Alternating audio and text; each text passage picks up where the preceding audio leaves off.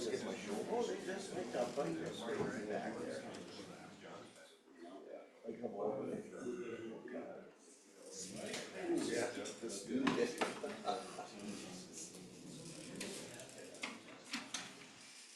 went to two of them. Yeah. Did you go down to one? Okay.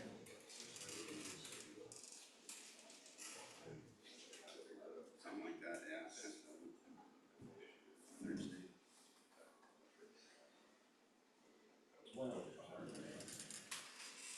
I did my orientation right before the first meeting I went to, and then I went to the second. It was like the third meeting of the year that I was. Okay, to call the meeting to order with pledge of allegiance.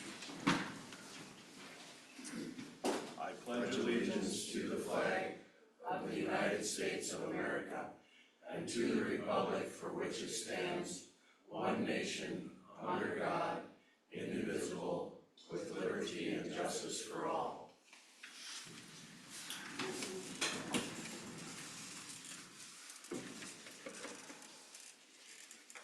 I'd like to add just two things that are ready.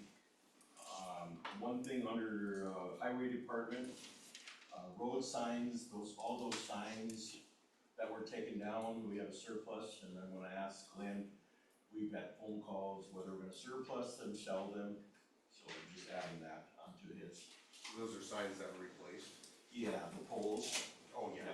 The poles or the sign? The poles, the poles. And then the other thing, up here, prior to public comments and concerns, I have given you each rules and procedures, and also for the public, there are copies out there for your convenience, and we just want to discuss those, how we want to proceed going forward with the public comment. Is there any other additions? If not, I would ask for a motion to approve the agenda. I'll make a motion to approve. We have a motion by Sid, second. Second. Second by Jeff, all in favor say aye. Aye. All opposed, motion carried. Any conflicts of interest this morning?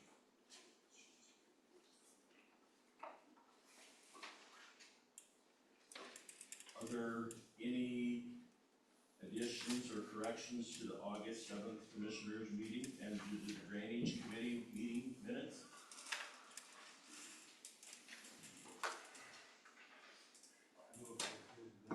If not, we have a motion on the floor by Jeff, second. Second by Neil. Any other discussion? All in favor say aye. Aye. All opposed, motion carried for the August 7th meeting. Which brings us to rules of procedure, public comment, and so forth. Talked with Lindley a little bit this morning, how they do it in different counties. Lindley, you had mentioned about Lincoln County, how they do that. If there's something, so someone's on the agenda.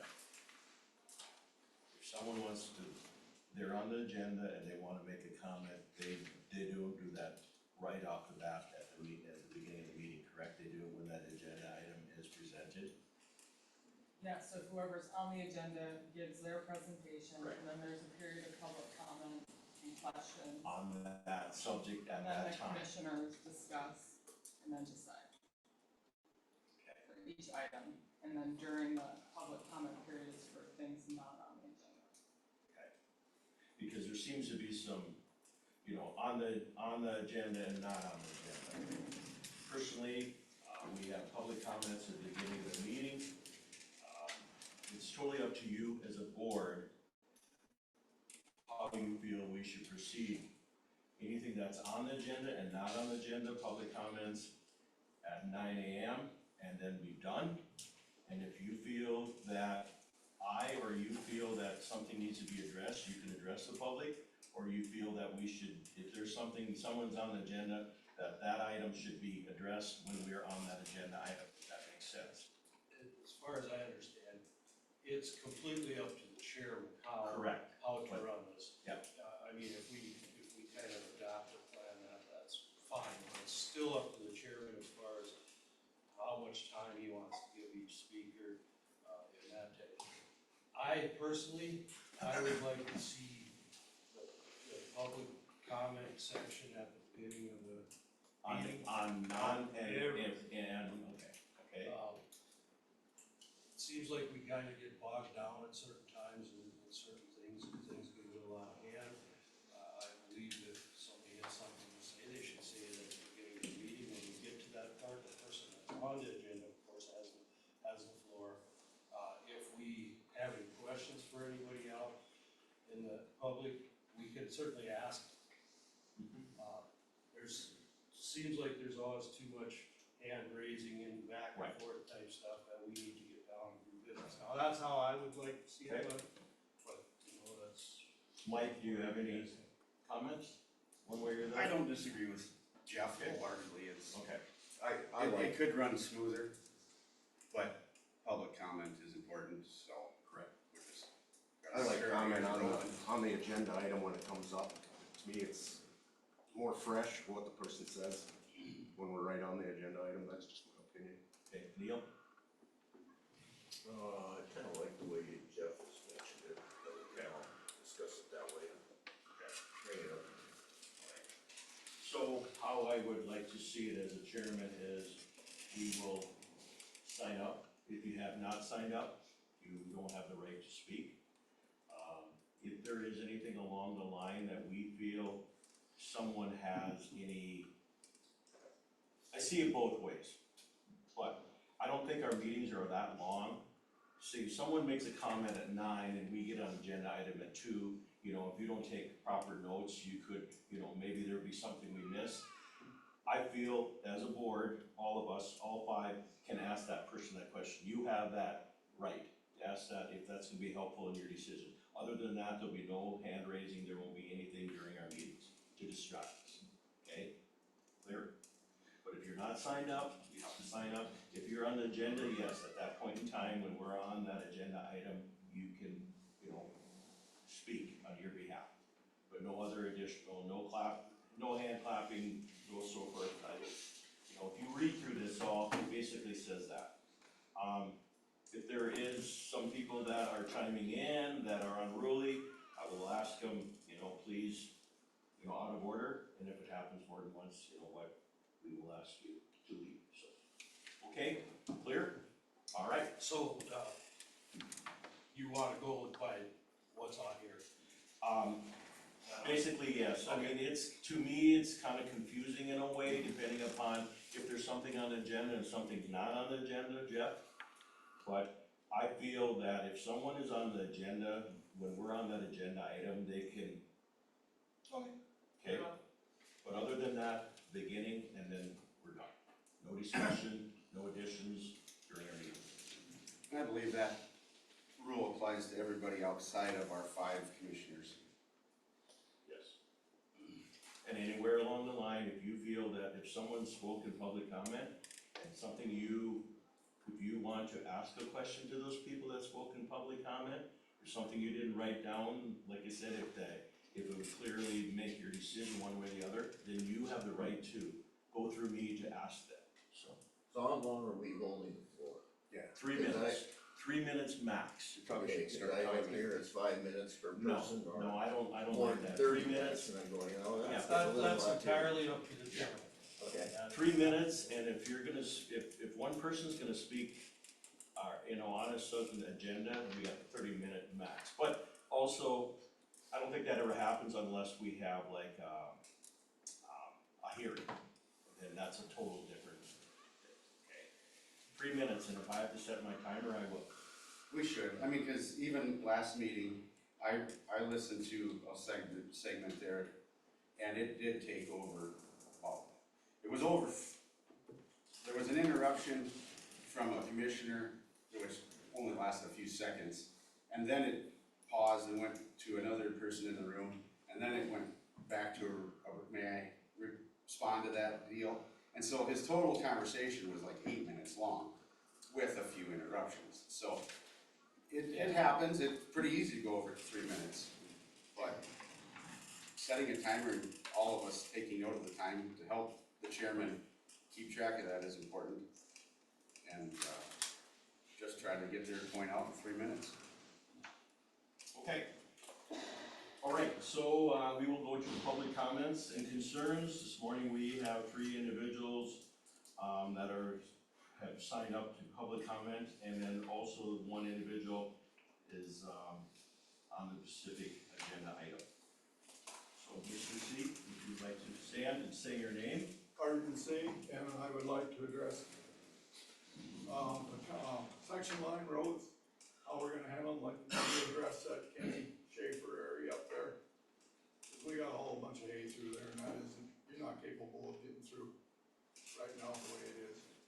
And then the other thing is the 5-mile limit on Monroe. I think that's getting to be an antiquated limit, and I would assume it was put in place because of the high rates, but, you know, they're pumping all their liquid manure now, so it's not an issue anymore with them, so. Anyway, those 2 things I like to talk to Glenn's here. Thank you. Wayne, Mr. Dreitag? Wayne Dryke, there was some discrepancy here, or some arguments that I've seen that, on courthouse fires, I've got a document here that we did a little research on here, I wanna leave it for you. This is a history of courthouse fires in the, state of South Dakota from the Historical Society.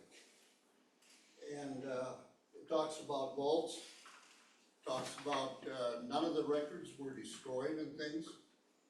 I want everybody to realize that, and Kyle Moser, has anybody read his, deal? So in here, he says that the doors that are used properly and closed each night, which the county staff has stated that happens, they will most definitely limit the spread of horizontal flame movement and flow pass throughout the structure. I just looked at that door over there, that door is a 1/2 inch thick. And I know that a lot of you guys are farmer ranchers or whatever, or construction people.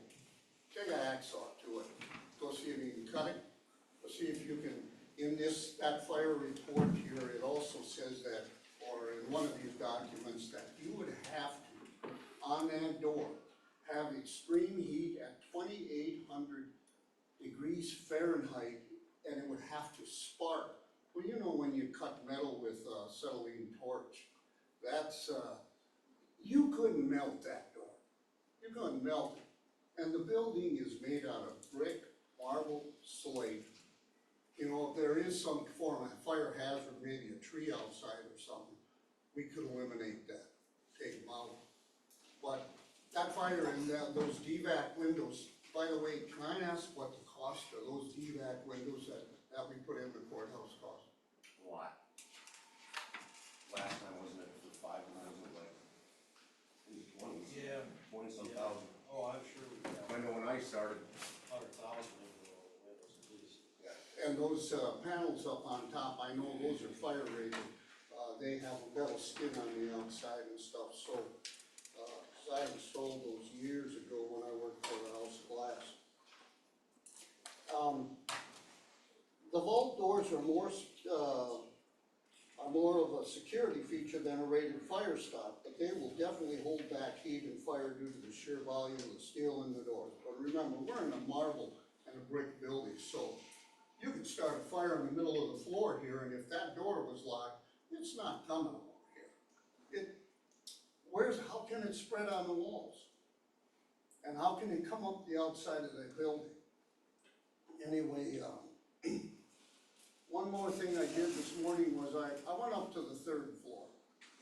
And this has to do with the Eureka building over here. We have so much space up here. If somebody's short on space on offices, we have so much space upstairs that could be utilized, that's sitting empty. And we're heating and air conditioning or whatever anyway. Why don't we move an office or 2? If Dave's got a problem with his size of his office for his staff, why can't we utilize that? Oh, okay. Thank you, Wayne. Thanks, Wayne. Okay.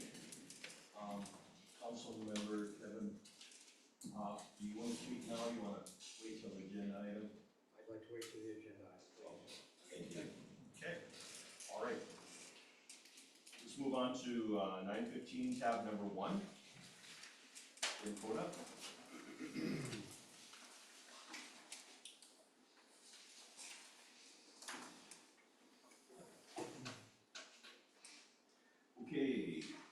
item says, consider motion to extend the 5-mile manure variance permit, determine date and conditions. Good morning, Scott Stand Lang. up and say your name. Good morning, Scott Langner, Demcota. Like to ask that you would consider extending the 6-month extension, and I would like you to consider the current, adjusting the current rate. Right now, it's 50 for the first 30 loads and 100 after that. Just go to a flat rate of $75 a load. What are you running as far as loads? About 115 to 120 loads.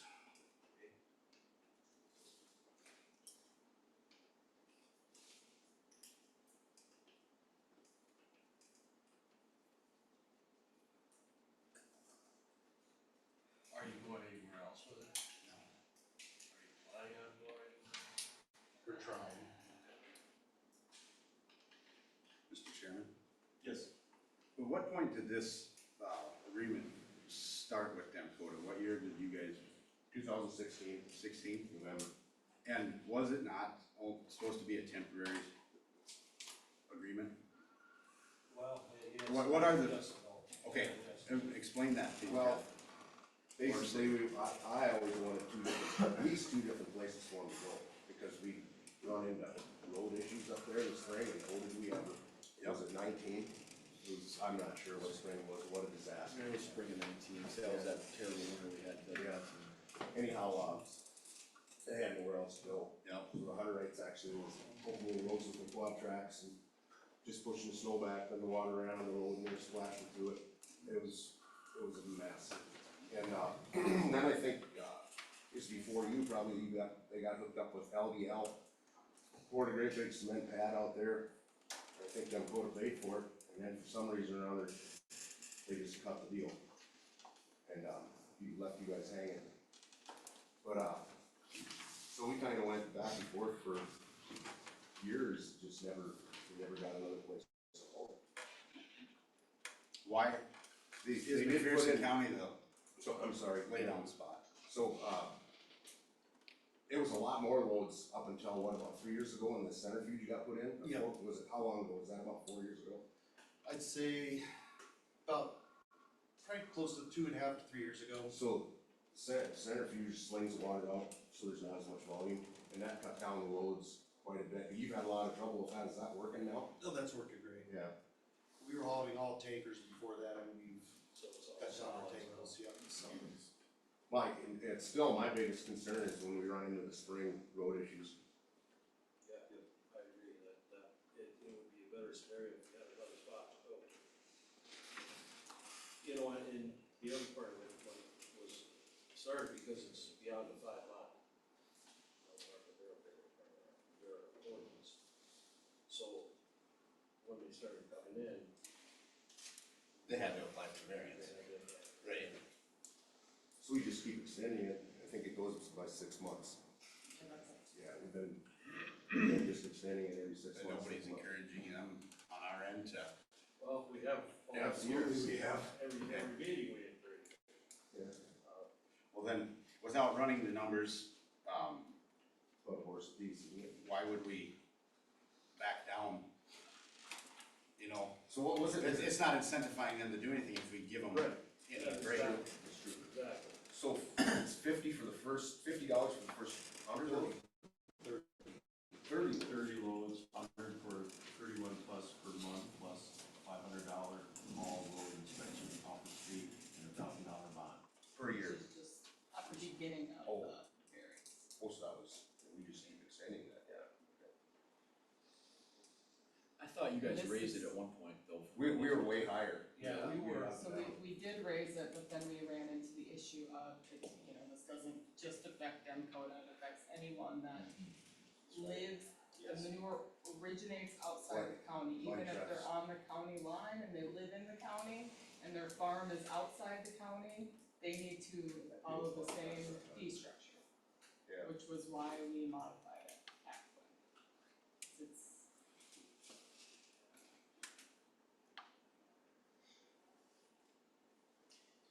Most of those loads coming over on Brown County 5 and then and up, 23. Yeah, they're coming up around and then down. Oh, so are you going to Frederick and west?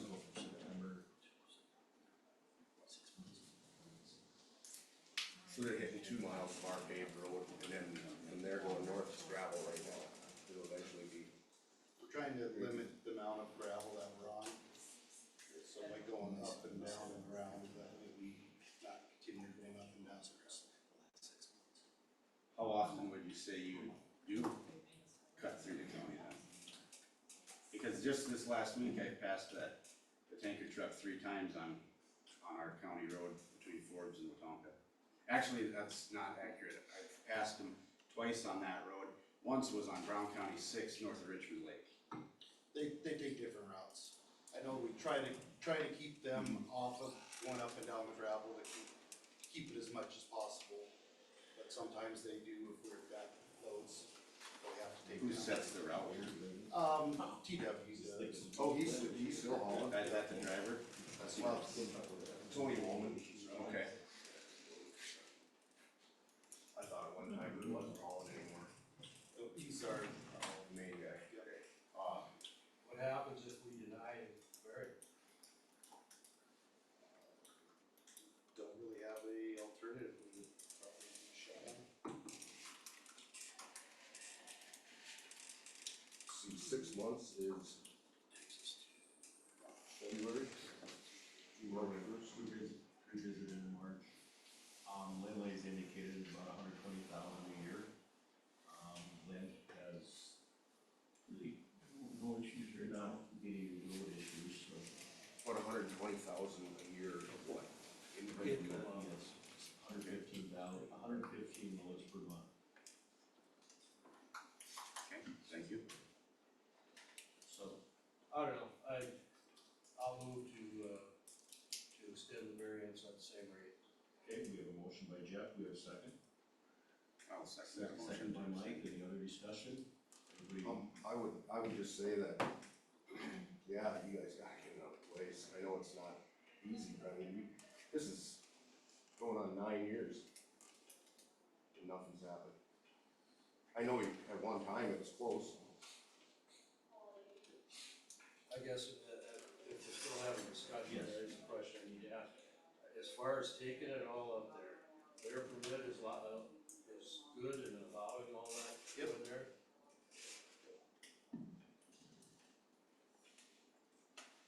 okay, Might wanna, I don't know, it doesn't happen a lot, but secure loads, they're, side uploads.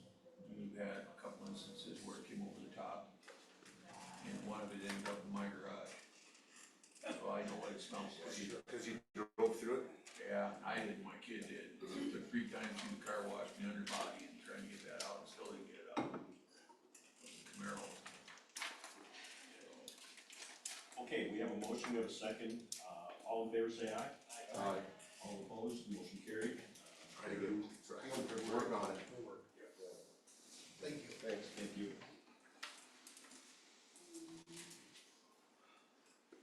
Okay, 9:30, we're closing up, provisional budget 2025, tab 2.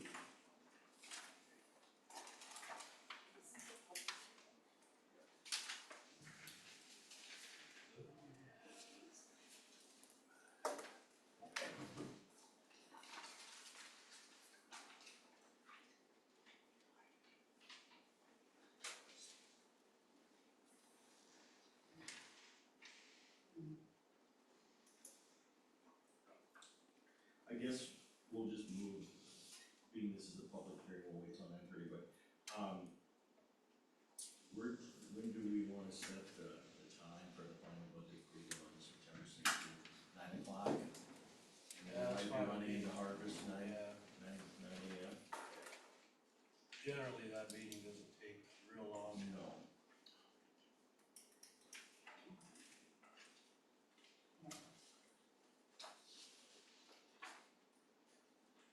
Okay, and then, we need a motion to pay 2026 growth and preliminary levies on the county general and secondary roads. I don't need a motion for that, I just have, behind the budget, there is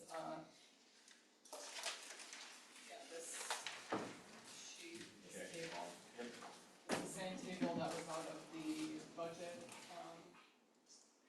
presentation I gave back in May, and it had a, estimate in there, and so now this will be a preliminary actual, once it gets approved by Department of Revenue.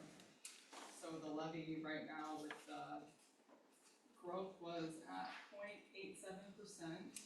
CPI was set at 2.9 by the legislature this session. And that would bring our tax request to $1.751,336, bottom number. And that's a levy of 1.795. Last year we were at 1.960. Was it 1.795? Yep, And so then- you can see the levy. Oh, okay. And then the opt-out, there's no opt-out dollars in there. Last time we took an opt-out was paid, 2019. And last year we were at 1.960. Yep, the year before that was 2.021, and then you can see the trend across. the top. So if someone asks, we look at the figures in 2025, we have 1.6 million, but we had a higher levy, we're taking more this year, so the valuation. The valuation increased, the levy decreased. The growth, the amount of growth was 0.87%. Countywide, and that was only in structures, there was zero utility growth. And does that have a reflection on the valuations, what Hunter and Brook have been doing? Yes, so the growth this year was solely from Brook and Hunter, there was no So there'll utility. be another year, I mean, they're still working on that, so there'll be another year, I would think. So what they're finishing up as of November Yeah. 1 will be for next year. So they're working in this year, but they're already in like 2026's values is what they're working on. The 2025 values for pay 26 was set at equalization, so that can be wrong. So this summer, they've all been working on 27's values for pay, or 26's values for pay 27. All right. Secondary roads is on the bottom, you can see. Secondary road growth was 0.9%.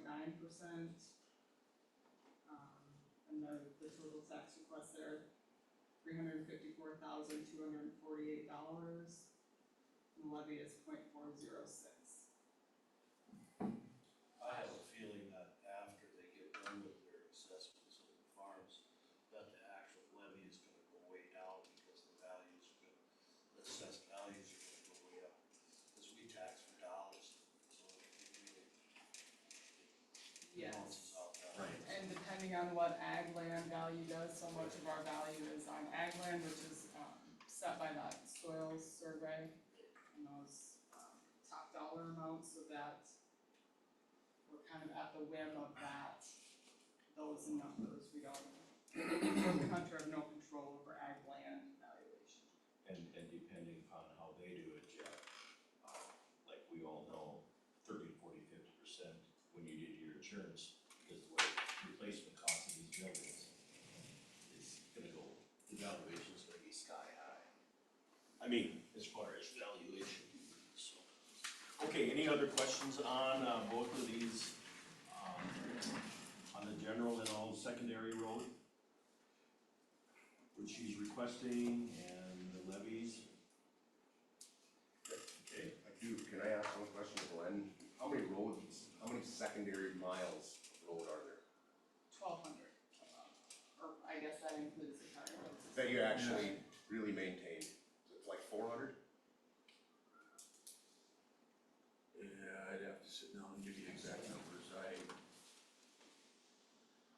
You cover like 600 miles total. We figured it out once and it's like from here to Omaha. yeah, well, secondary road, if I remember right, just secondary road that we have is, it's over 700. Yeah, it's, But, there's the but there's, percentage you for know, the- section lines and everything else at this point that we do work on and all that. A lot of that's in there too. So, 1,193. is our total So that must count section lines and everything. Yes. Some, yeah, Anything that isn't vacated Yeah. and is considered a road. Southland Township, that's 8 miles. but what we maintain, you know, Yeah, full maintenance. I'm just looking at that 354,000, that's not a lot. No, No, it's not, it isn't. Cover that. Okay. Okay? All right, we will, any other questions, discussion? Now we will move on to the public hearing of the budget 2026. I'll open that up. This time.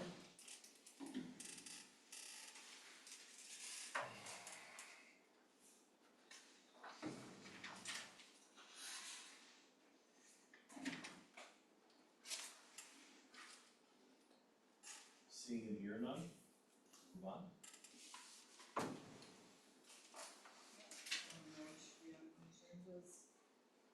No changes No on changes. board? Okay. All right.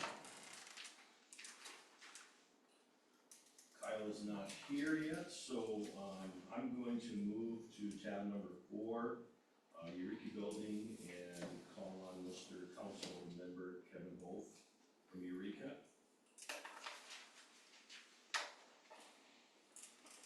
First of all, thank you. First of all, I'd like to say that, a lot of our staff over there are kind of fresh and new, and you've got some top-notch people over here that we've been working with, Emily included, Brooke, Hunter.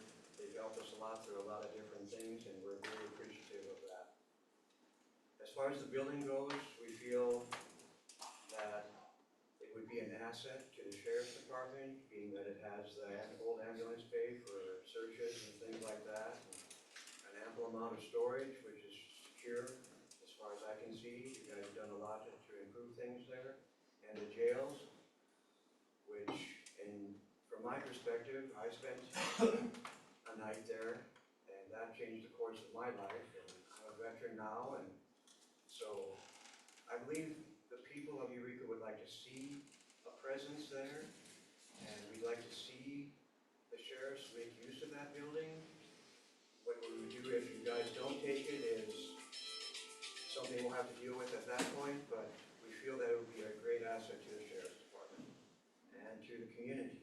And I do not want to take away from the OLA or the building or providing for it here. If that's the way you wish to go, that's fine. I believe that this building is established, it's there, it has its own generator, which would go with it.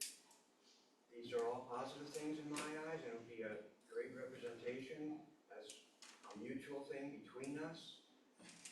Because, at the bottom line is, Loyola and Eureka, we are separate entities. We have different views, we have different opinions on things. But all in all, when it comes to policing, I believe that this would be a good thing for both of us. And I'll end at that. If there's any questions for me, I'll take them. Thank you. Thanks. Thanks, Kevin. I do have a question. Dave had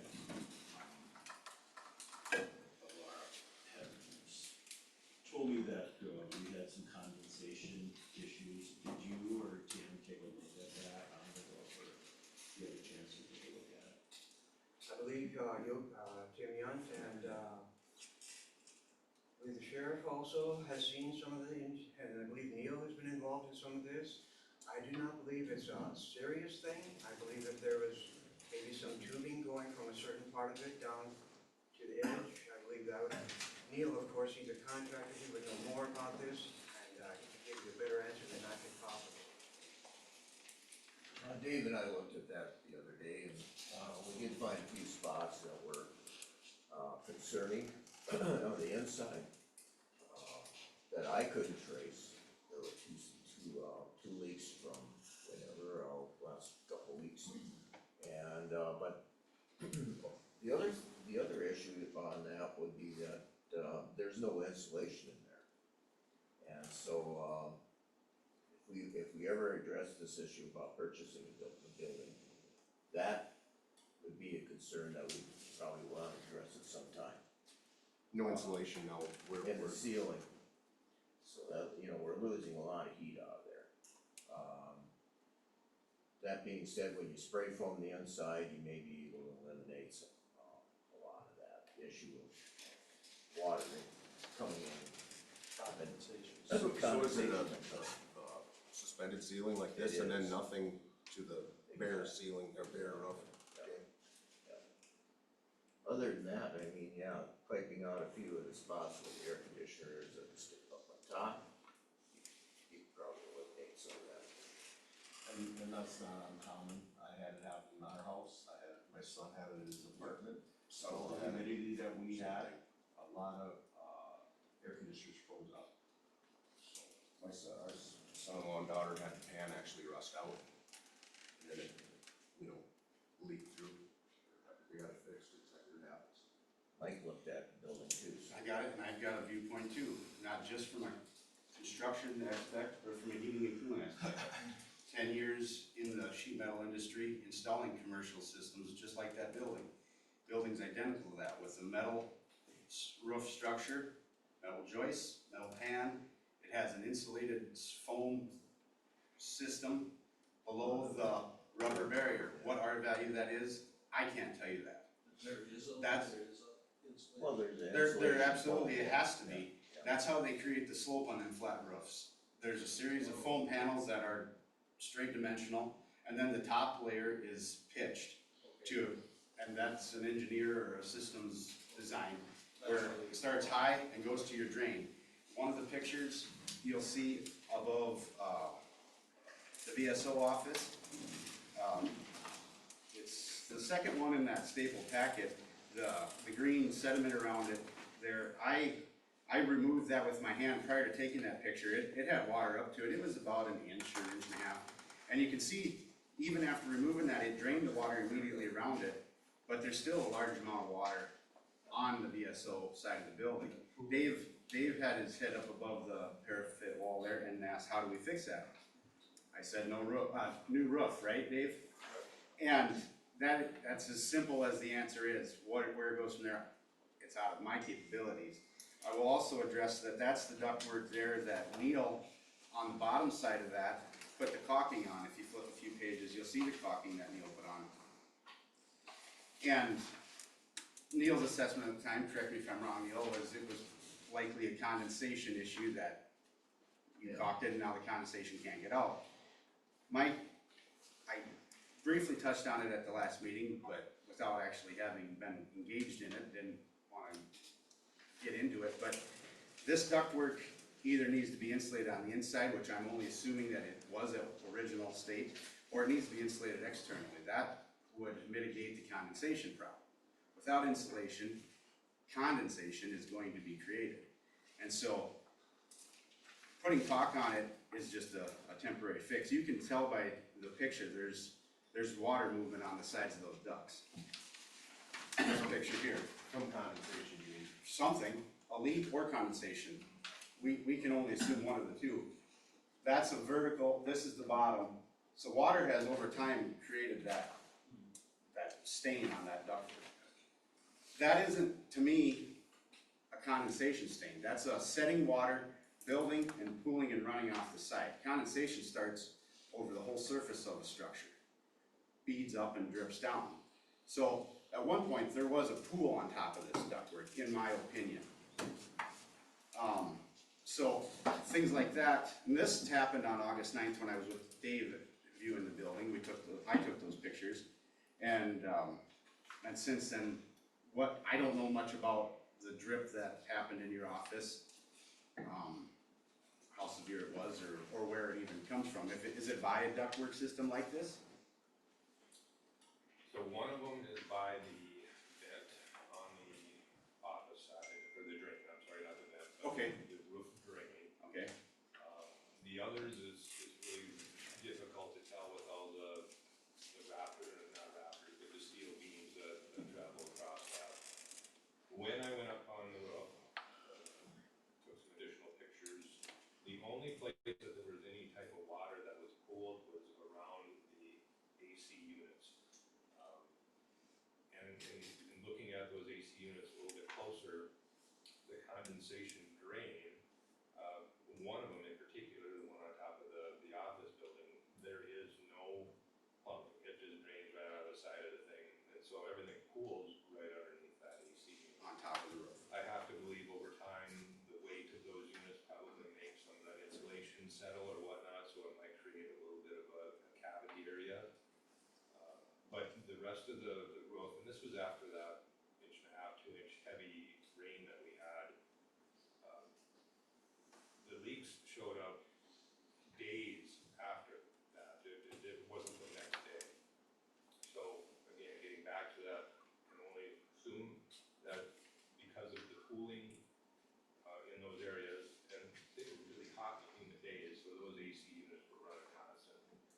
those were the only areas, so on top of the VSO office, the same thing, that was the only area, with exception to that northwest portion of that building where the water kind of pooled, but it wasn't even remotely close to when you were there, so opening up that drain helped significantly to clear the water. I didn't notice any problems, and I'll admit stupidity. When I went to meet Dave there, I pulled up in front of the building, not even looking at it wholeheartedly, and was like, well, Dave's not here, I'll go on the roof and I'll do some inspecting. And then we call each other, we're texting and calling, like, are you here? He's there, and I'm there, only I'm in the wrong building. Like an idiot, I went on top of the Northwestern GF Mutual building, and I was pleasantly surprised to find this building that we were renting in much better shape than that. So, be advised. My mistake, you guys might wanna check that out, but that's neither here nor there. The building doesn't look bad, you can flip through those pictures, there's some rust on the ductwork of the VSO that, whatever, I don't know. Until there's a pinhole, then it's a problem. Now it's just deteriorating. It's also not our problem at this point, it's the city's problem. So until you make that purchase movement, then it becomes our problem. So it's things that we need to get a hold of, and especially with now a leak, you know, it happened a few days later, well, that means to me, it's a small leak someplace here, and it's just finding its way out. That's what it does. There's plenty of asphalt roofs that Neil's probably investigated, and I know I have, that I don't know where to begin. You get a whole new roof. That's the only, I mean, you could start fixing here where the leak is, and then the next rain shower, it'll leak again, because it's flowing. It's hard to pinpoint it between the asphalt layer and the wood, just like it's hard to pinpoint it between the rubber layer and the ceiling tile. Like, there's cooling water around the air conditioning unit. Was there a drain that was plugged, is that what I understood? Well, On the VSO bill. there's only one drain on that VSO roof, and that's in the northwest corner of that area. That's the old liquor store part of it? Yeah, correct. So then, thank you, Austin. So this picture is of the drain, Sid. This is of the drain looking northwest. And the drain is over here, this is me looking northwest. And so, it's still damp there, you'll see in that picture, because I had just removed that sludge. And even later on then, it had dried a little bit, just in that, it was, drying day, but this water still remained after a few moments. And the drain is back over in this corner here. So how deep was that water around the? Oh, it was greater than a half inch, less than an inch and a half, maybe. I don't know, Dave, do you have any perspective on that? I think that's accurate. I mean, I feel like I was moving fast, so my soles of my boots didn't leak. But it varies, because it just, I believe after you've opened that vent, I think that took care of that situation of the water in that roof. well, yeah, definitely helped. And the fact that it's holding water, I think Dave made the comment, or maybe one of us made the comment that it's holding water, that's a good sign. There's no leak there. Okay. But that's only a matter of time. Things age or I wanna get this straight. The drain would be, this is what it is, right? Okay, This drain. so this was before, or did this stay? That's still after. Okay. It didn't all drain out, and so, like I mentioned today, the only way to really properly get that water to where it needs to be is have that insulation re-sloped. Something's not working like it should.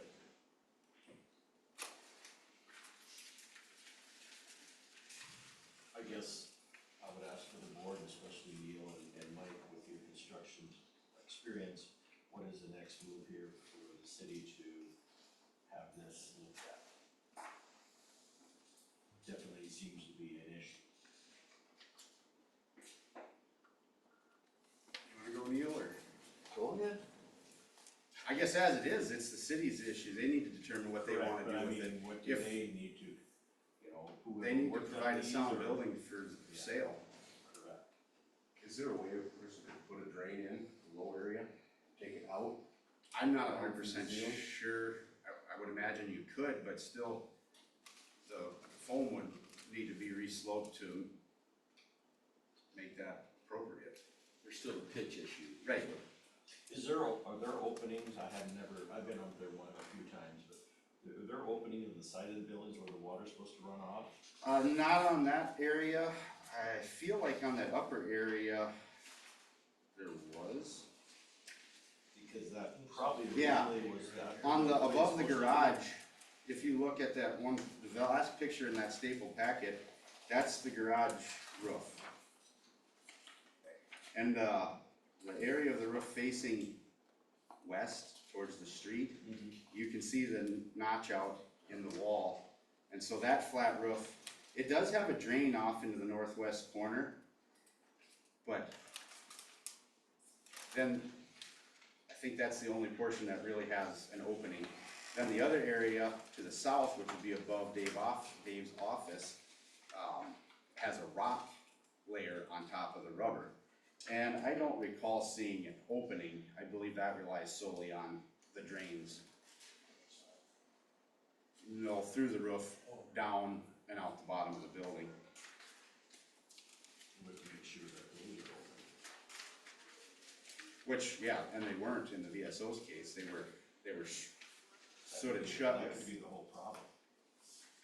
Where's the, This looks pretty fairly. maybe I didn't, Fairly dry though. did the pictures for the sheriff's office never come through? No, we did. Deal? Am I just missing them? Anything to add? Yeah, it's the very last, Those flat roofs are supposed to hold water, Yeah. you know, if they set up the, um, my understanding is that if For the there's water up courthouse. there, that's a fine thing, there's nothing to dry out. We were just up on the courthouse roof this morning, No, that's not it. They must not have come through. same thing. Or I sent you the Rock wrong wall, one. and I didn't see a one drain up there. Now where it goes, I have no idea. Where at, Neil? On the roof. Right On up our there. roof? The drops that are open for the water is 4 inches above the ceiling of the roof. So you're looking at that much water would have to be up there before it run off. Comes out the side. And they, I it lost, comes into the I don't know, basement actually. maybe I missed them, but I Turns didn't. into the basement of the building. It goes into the basement, Yeah, so they have drains in there. on, Some. on this roof, yeah, and they drain into the basement. They under the rock. You have to ask Sharon, but They're in that blueprint too, I think I They saw. go that. into the sewer system, supposedly, If I may show the pictures of the area north of, or above Dave's office, it's got that rock base to it, and this is cut out and that is cut out, whoops. So that would be two ways of water to escape. I'm not seeing a roof drain from that angle, but maybe I'll find one. In the southeast corner of that roof. Oh yeah, there it is, it was hidden behind the unit. So there's the cutout where water could just spill over, or there's a roof drain to follow down into the. So then this is the ductwork for Dave's office area. That looks like that's more of an issue with my top. That right there. Could be letting something in. Yeah, those are the ones that I failed to get together, the rock base to them. You wanna see them, Neil? Or I mean, Mark? Yep. There's another drain right by that chimney. And there's one over there, and then there's the cutouts here, and one on the other side. Here's a cutout, and there's a cutout.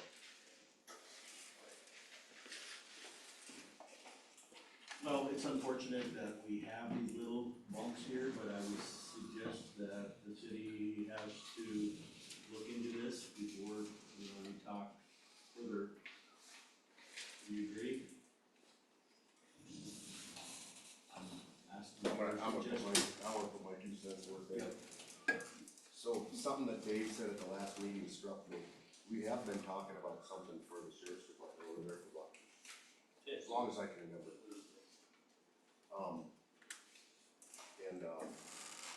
we go build something, Lord knows what that's gonna cost. It's gonna be, I don't even wanna think about it, I can about imagine.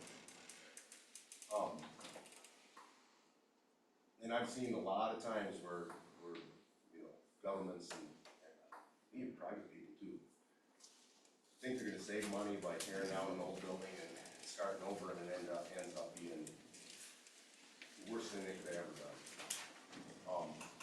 I think, yeah, it rained a couple inches, I think there's a way to get that water removed. Personally, if we can get this figured out, I'm ready to pull the plug, let's just do it. That's my opinion. We aren't gonna find anything else over there without building. I don't disagree with you, I just wanna know, do And we, you wanna purchase something with these issues, or do you wanna get them trying to get them? that's what I'm getting at. I mean, Mike spent some time up there, Neil's been up there, yeah, there's some issues. We have issues in this building, yes, we do, Neil and I were up there, there's no insulation in this attic either. That's maybe something we think about in the future too, could probably save quite a bit of heat right here, but that really is nothing we can do today. Something to give it a thought. My stand is kind of the same as Sid's, we've been looking for something for at least 10 years. We talked about building something out by the county shaft, and well, that's not an ideal deal. You thought about adding on to that new building out there, a lean-to or something. You know, anything you do, you know, it's gonna be. $1 million. Yeah. Or half a million. And that we certainly don't wanna do. I don't believe the city's probably, they're gonna say, for what we're charging for this building, it is what it is. I kinda think that's the thing. I was at the last city council meeting, they want a presence in Green, they really do. A lot of people over there, and they don't necessarily come to our meeting and speak up, but a lot of people have talked to me that they're kind of tired of not having anything really happen over here. And, yeah, I'm gonna back these people, I think they have a right to feel that way, and they wanna see the presence over there. The city council sure indicated to me that they wanna have this sheriff's office in Green. Will there be issues like this that pop up? Absolutely. Any building you have, there's stuff that pops up. You aren't gonna find anything for less money and what we want. Because it's got what we want. It's got jail cell for old. It's got the bay to interrogate vehicles. You know, it's got everything you want. Sorry, Jeff, go ahead. I'm done. Mike just did a rough thing, and this is Menards, and you and I, you know my view on Menards. But he did a rough estimate, and Mike, for a building, was like over 100,000. Well, it was probably over 200,000. Yeah, correct. By the time you add Nothing all of finished. it. Nothing. No, finished, nothing. I'm saying for sure, at least minimum of $200,000, probably more. Yeah. But just my quick calculations without talking to any subs, my opinion on it. Bigger. Well, it was an 1,800 square feet, I think is all, it was basically a garage design. It was 36 by 50. It leave, a garage bay of about, this I just drew in by myself after the fact, approximately 22, 24 feet by that 50 for a garage, minus a mechanical room I thought would fit out there. Then you'd have an entry / office, sheriff's office, bathroom, another private office, and then your storage room. It would all have to be, it could be bigger, probably could be bigger, wouldn't probably go any smaller, but then, you would have to go in and start adding all the incidentals. Concrete, I felt I felt comfortable at 30,000, the electrical at 25, plumbing I put at 15, and HVAC at 15 individually. Those numbers, I'm really not sure 100% of, but our church is going through a heating and cooling situation, and that's 15 grand. Building, I feel like, looking back at it now, probably light, just the construction of it. I honestly, I put it at 25, it probably could be double that. Especially if you get a contractor that's gonna come in here and go, us for the county, screw them. We're gonna charge the hell out of them, like, it feels like it happens quite often. And then I added a $5,000 for miscellaneous. And then that was just the shell, excuse me, that's why my number seems low. 25 for the shell, and then I put $50,000 for the interior, construction, materials, and another 25,000 to build that. And that got me to 190,000, like I said, it could easily be more. That's not even furnishing it with whatever Dave needs to have in it. Talked with Glenn a little bit, or buying land, but Glenn said, if I'm not misspeaking, you know, there's conversations that maybe some people don't wanna see it on the site, or at least right next to the county building, to keep the separation between law enforcement and or hostilities towards law enforcement away from the county boys. But potentially there's room on that site to split that and build something. It's still more than $60,000, or 90 if we're being honest, because we've already given them 30, but depends on how you wanna look at it. So, yeah, building is quite far behind in the race.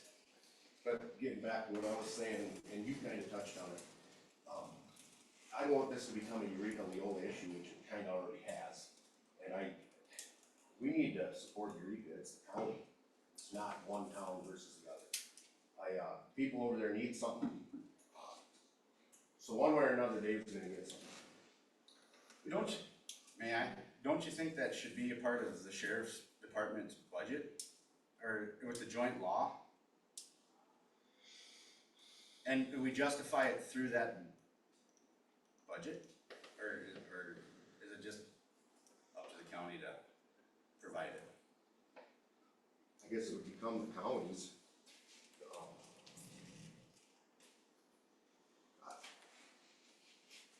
And I'm so kinda clueless to this because we've never bought anything like this, never even considered it since I've been on. Well, I can't find my sheet, so I likely left it on my desk. But this morning I did a search on retail properties and out of Aberdeen, so there's that disconnect. But retail properties range from $4 a square foot to $20 or $20 and change a square foot. And that includes buildings such as floor to ceiling in the Super City Mall. No, were you talking rental or? This is basically a rental, just to get a square footage number, so just follow through the process here. And up to the molded fiberglass building, they wanted like, I think it was $20-some a square foot to rent that 30,000 square foot place.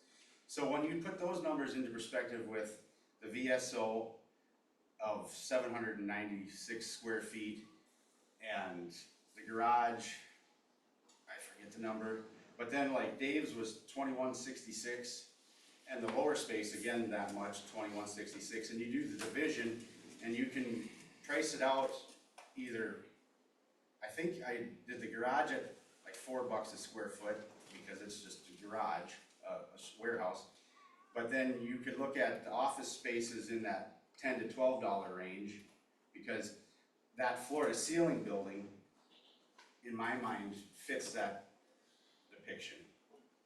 And so the $60,000, or you break it down with the $5,000 for VSO and $5,000 for the state's attorney and $20,000 for the sheriff's fund, it wasn't completely out of line with even a bigger city setting, but it still needs to be justifiable. It needs to be a need. And while there is a need for the joint law on that side of the county to exist and have a resting place, we've gotta make it feasible for the whole county. Our job is for the county. And Eureka is part of the county, yes. So how do we make it justifiable? Either that whole building needs to be justifiable, or we need to rent just the part that is justifiable. I just, if I can, growing up in central McPherson County as a kid, we went that direction. And that's where we went for our license renewal, our driver's tests, you know, everything, there was things provided there for years and that slowly dwindled and disappeared. So, you know, I 100% see where people wanna see something back. And I think personally, I feel it should be, how you do that is up to you guys, but something needs to happen. And Dave, how long have you been on the force? I've been sheriff for 18 years, public servant, I guess, for 31. So in your time, I think I'm the oldest one here on the board, we've always had a place in Eureka, even though we had the courthouse, but we just didn't pay for it, correct? Okay. Can I add something from like a Go ahead, real Austin, estate yes. perspective? I didn't, when I graduated law school, I did not expect real estate to be frankly much of a part of my practice at all, and it turned out to be significant. Something that I've seen a lot of people do, this is private homes mainly, when there are issues like this, where buyer has some issues with one thing or another, and I'm not saying seller doesn't want to fix that, but I've put together a whole lot of agreements where they put together a list of issues, they find some contractors to get some estimates, whatever it is, those costs are split. I don't think that's really, that pathway has been brought up yet, but certainly something to think about. That it's not entirely on us, it's not entirely on the city. We're splitting that difference to get the building to where it kind of needs to be for a buyer and a seller. And then if we would wanna do something like this, shouldn't we have kind of a written proposal or Yes. contract purchase agreement before we really make a motion? I would recommend that, yes. Is it gonna be like a lifetime easement for the city to use the, you know, their equipment and the Yeah. buildings? Yeah. But, Thank you, Austin, for saying that, that's where I was going with this, it didn't know. It's like, I just purchased a piece of equipment, you know, I want the guards, I want the sections, I want the oil change, these are all these things prior to me signing on the dotted lines. And the garage itself and the generator, That generator's probably worth 30 grand on its I own. would say, I was just looking up, yeah, but you don't get much for it. no, that's not the point I here. wondered if, Mr. Chairman? Yes, After last month's meeting, I looked at the building, and then some information was brought to light that caused me to call the hotline. And I talked to an attorney, and her whole point, it must be with that other piece of paper, it might be in my pickup, was that the procedure needs to be a lot more straightforward than it was. There be no side deals under the table, behind the backs of everybody, it needs to be on the open meeting. And frankly, that upset me that it wasn't. And so yes, like Austin says, there needs to be some purchase agreements written up here and then approved in the open meeting setting.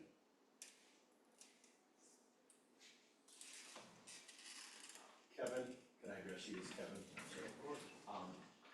I never asked this question, but if we would have purchased that, would the rent have come off of it? Say we would have made a deal last month, would the rent for September, October, November, and December be waived because we purchased it?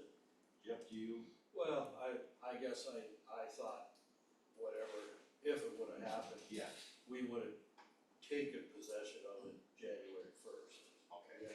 So we'd still be renting. That was kind of my thoughts, I guess, I never really talked to anybody about it, that's just what I was Okay. Well, and you probably all know this, that I voted no, and that was a very hard decision, and I took some slack for that. But it's the discussions this morning, what we did, and then also knowing that Mike and Sid had not known of the price till that morning, I didn't think it was right, I think we needed to have this discussion today. And not knowing that there were some things that are gonna be wrong, or some things happen in the meantime, I'm glad it happened the way it is, but, today we can decide whether we want to go ahead, or, I don't like to table things like this, but, do we, as Sid said, or Austin said, do we want to say, okay, you take a look at this, you see what it's gonna cost to fix, we're in agreement with paying half, and then we go with that, or do you negotiate this price that, of the, what was it, 60,000 for 3 years? We've got a, if I can here. Yeah, go ahead, no, You guys but have a- this is a legal thing I'm asking you. You guys have the budget meetings on the 16th, is that right? Yep. But Austin, I don't think that matters, I talked with Lindley about that, cause you have a budget in for the rent. So what I'm gonna say here is, if the board takes a position today on what you may want to offer, I can get a purchase agreement put together with whatever that terminology is by the 16th, that could be reviewed. I think whatever kind of purchase agreement is put together, before that is officially offered, I think the board needs to review that and see that. That's something I could have done by the 16th, could be reviewed by the board at that time. And at that time, we'd have to approve it, and then it would have to go to the city council. Yes. Okay. Any other questions?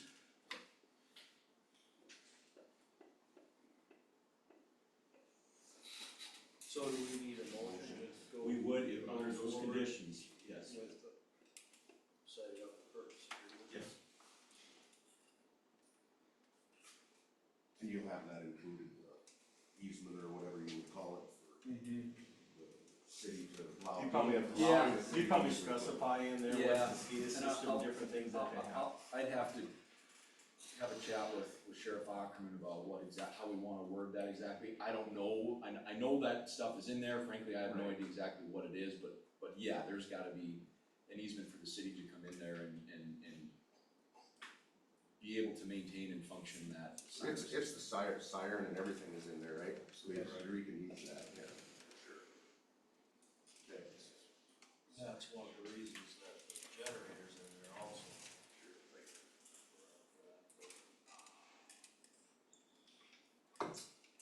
Well, Is there a motion on the if floor? somebody else is gonna do it, I'm gonna make a motion to go forward with the purchase agreement for the building.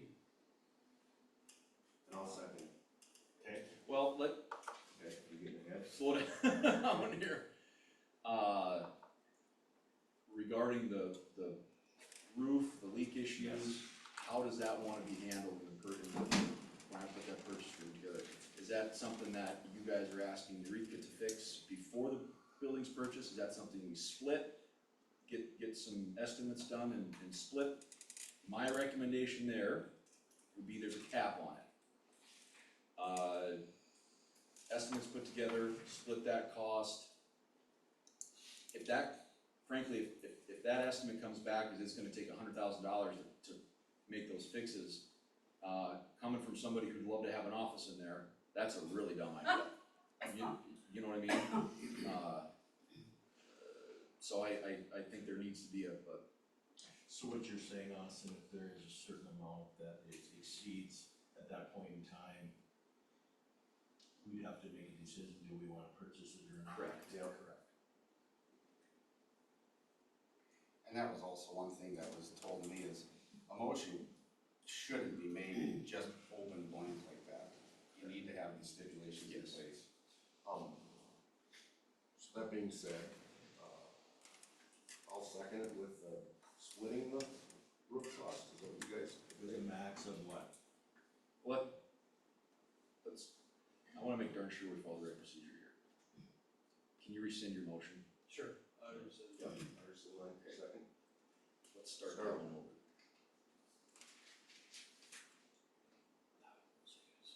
Yeah, should we, in the purchase agreement, should we request that City of Eureka cover half of the cost? And we put a limit on our share the cost. Let's back up here, let me get it.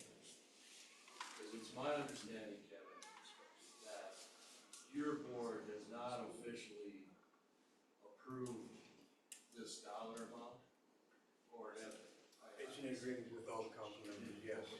not, it hasn't been It isn't official. Is it official? Not yet. There you go. So, that being said, with a purchase agreement, would we be making an offer? Yeah. We'd be making an offer, Jeff, but we wouldn't be approving this until, it would still have to be approved at the budget hearing. We would approve to make the offer. We're approved to make the move. I'd say the motion is to put together a purchase agreement, and that's it, at this point. They can accept it or not. And then at the next meeting, the purchase agreement is reviewed. At that point, if you guys wanna move forward with that purchase agreement, you make a motion to offer that purchase agreement to the city of Erie.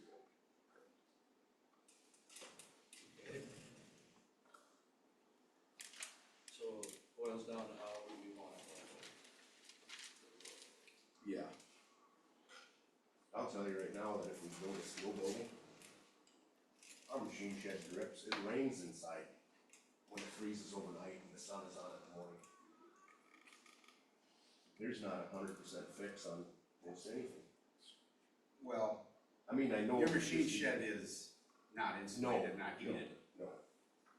You gotta consider the condensation. The But you process to which to You would mitigate have that condensation. on a steel roof no matter what, whether it's insulated above or not.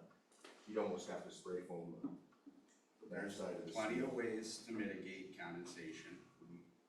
They need to be researched and brought forth. Two things that come to my mind right now is the lift. Something that the B isn't working. Second of all, we're gonna get some cool temperatures. I'm assuming the boiler is not gonna be fired up. That would be a concern of mine when October comes. Is that working properly? Those are all things that have to be considered. have we had somebody come and do an official inspection? No, this was talked about prior, Austin, and it had to do with, when the GF Mutual building was purchased from the Coates family, and I talked to that individual, and he said, I'd be wasting your time, $2,500, $3,000, be wasting your time. You people know your building between the both parties, you take a look at it and do it yourself. That's fair. So, he would have done it, but It's just that it's another expense. Were there any issues with the heating system, Dave? you know, I was aware that there was a water leak that they had intended to fix on the boiler when that got shut down, and not sure if that repair hadn't been completed yet or not. and those are all things that need to be done. Check into it, or are they done? Does J&R, Kevin, do your maintenance, or is it, I know Lester did the air conditioning back when. J&R does the boiler. We also contract out inspections and stuff like that, but Okay. if there's any repairs, they do it. Okay. With that said, I'm just bringing this up, maybe, that Neil and Jeff and Kevin and Tim, both parties from OP side, do a walkthrough and make sure that we have everything, you know, what needs to be brought to attention. You can still do the purchase agreement if you want, I mean, intent to do the purchase agreement today. Have it ready for the 16th. Correct. If you don't like it, you don't do it. Correct. Or you table it. And we can always amend it, I mean, it's not like what we have, look at the 16th has to be the final version of it, you know?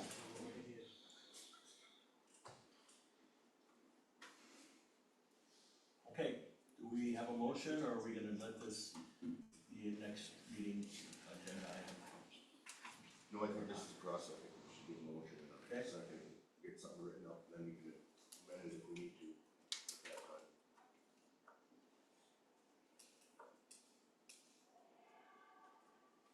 Do you wanna put a cap in there, gentlemen? Do you wanna put a, not to exceed 100,000? Or 50,000, that one. Guys, building's only $60,000. Okay. Go ahead, Jeff, make a motion the way you feel. Just do it. I make a motion that we get a purchase agreement put together for $60,000. I'm not real concerned about the roof. Yeah, there's issues. I think at some point in time, you may go in there and spray foam the ceiling around the vents, probably be absolutely fine for our lifetime. The money is, I mean, you look at building a building, I mean, it's not even close. It's got what we got, it's got what we want, so I'm gonna make a motion. We put together a purchase agreement for $60,000. We need to get as far as the easements, and anything else you can think of.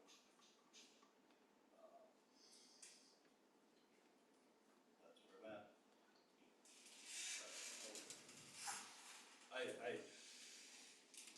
The reason I say that is because the money is so low that are they gonna take $5,000-10,000 off because of that? I don't think so. If the motion dies, I'll second it.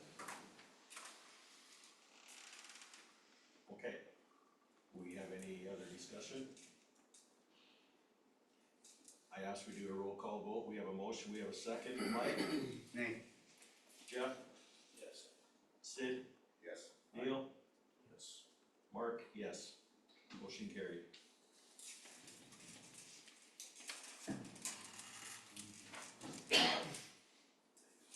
Okay, Kyle, sorry. No problem. Well, I guess you guys all have the email that I sent. Yes. So I was contacted last week by Commissioner Mardian to take a look at the vaults below the treasurer's and the auditor's office, to just kind of talk about some fire rating down there. I think there was a conversation at the last meeting, so we took a look at that. I offered just to come up and take a peek at it. It's better to get your eyes on it. So what I found was what I put in that email, I guess. I don't know if you guys have any questions on that. I can kind of go through that. So I actually made 2 trips up after doing some discussion with the ATF lab out in Virginia, and then just obviously some of my peers on it. But the vaults essentially don't really have a fire rating. And the reason, one of the main reasons for that is the windows down there. So your windows will probably hold for about 20 minutes, roughly. The doors also don't have any fire rating markings on them, but obviously they're thick doors. They also don't fit tight. You get in behind them, you can see some daylight around them. So in the fire side of things, even the very slightest opening through there you'll have fire spread, you'll have smoke spread, heat spread, things like that. So, but saying that, if the system is used properly, it's gonna hold fire back for sure, on the horizontal flame movement side of things, because obviously you have your system down below these 2 offices, and you have these offices with the heavier doors that can be closed, so that's gonna really prevent the horizontal movement. Now, over the years, as it is with most buildings, you have pipe chases throughout, and you have electrical that's been added over the years. So that'll be the weak point. So there'll be some vertical movement. So if something is going down in that vault area that's been considered a vault, it will probably move out of there, but not at a considerable rate. As far as fire getting down in there, probably not a huge concern, but it could definitely happen with the pipe chases, and the electrical is gonna follow those types of areas, so. As is with any fire we look at and that we work through, is not one is the same, so it all just depends on what starts it, what kind of fuel you have going, and what your oxygen supply is. So it's really hard to say what a fire is gonna actually do. So I guess where I came up with is your doors, your heavy doors are for security. They're not a fire rated system. Okay. If you guys have any questions to was when you talked about the Walton, were they all showing light? The one I looked at was in here, in the treasurer's, or the auditor's office, I didn't go back over to the treasurer's office to check it I out. think it's pretty much identical. I would assume probably, yeah.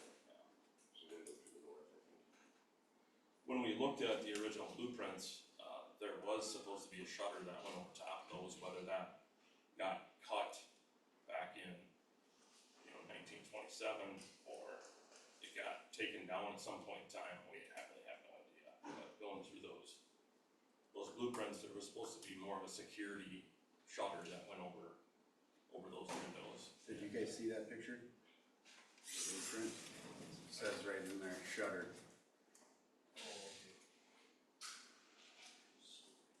This is a really bright glow there. That's kind of a puzzle group.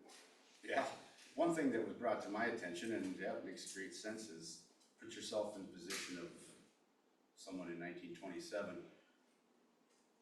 Some of their main concern could have been more an external threat. Explain how those shutters would work to us in the event of a fire. So they would probably hold it more like room and contents type fires, what we call. So if those shutters are closed, and you get a fire that gets going down in that vault area, there's probably a good chance that it's gonna stuff itself out down there and not spread. It's gonna consume the oxygen that's in that room. You have a large amount of fuel down there, fine fuels. So it's going to be probably aggressive right away, but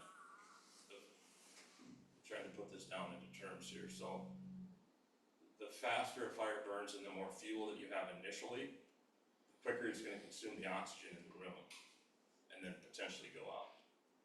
So, that's probably what would happen down there if you had those shutters on those windows to kind of prevent that window from breaking, because once that window breaks, within that first 20 minutes, you're gonna have a rush of oxygen that comes in there, and your fire's gonna be off to the races.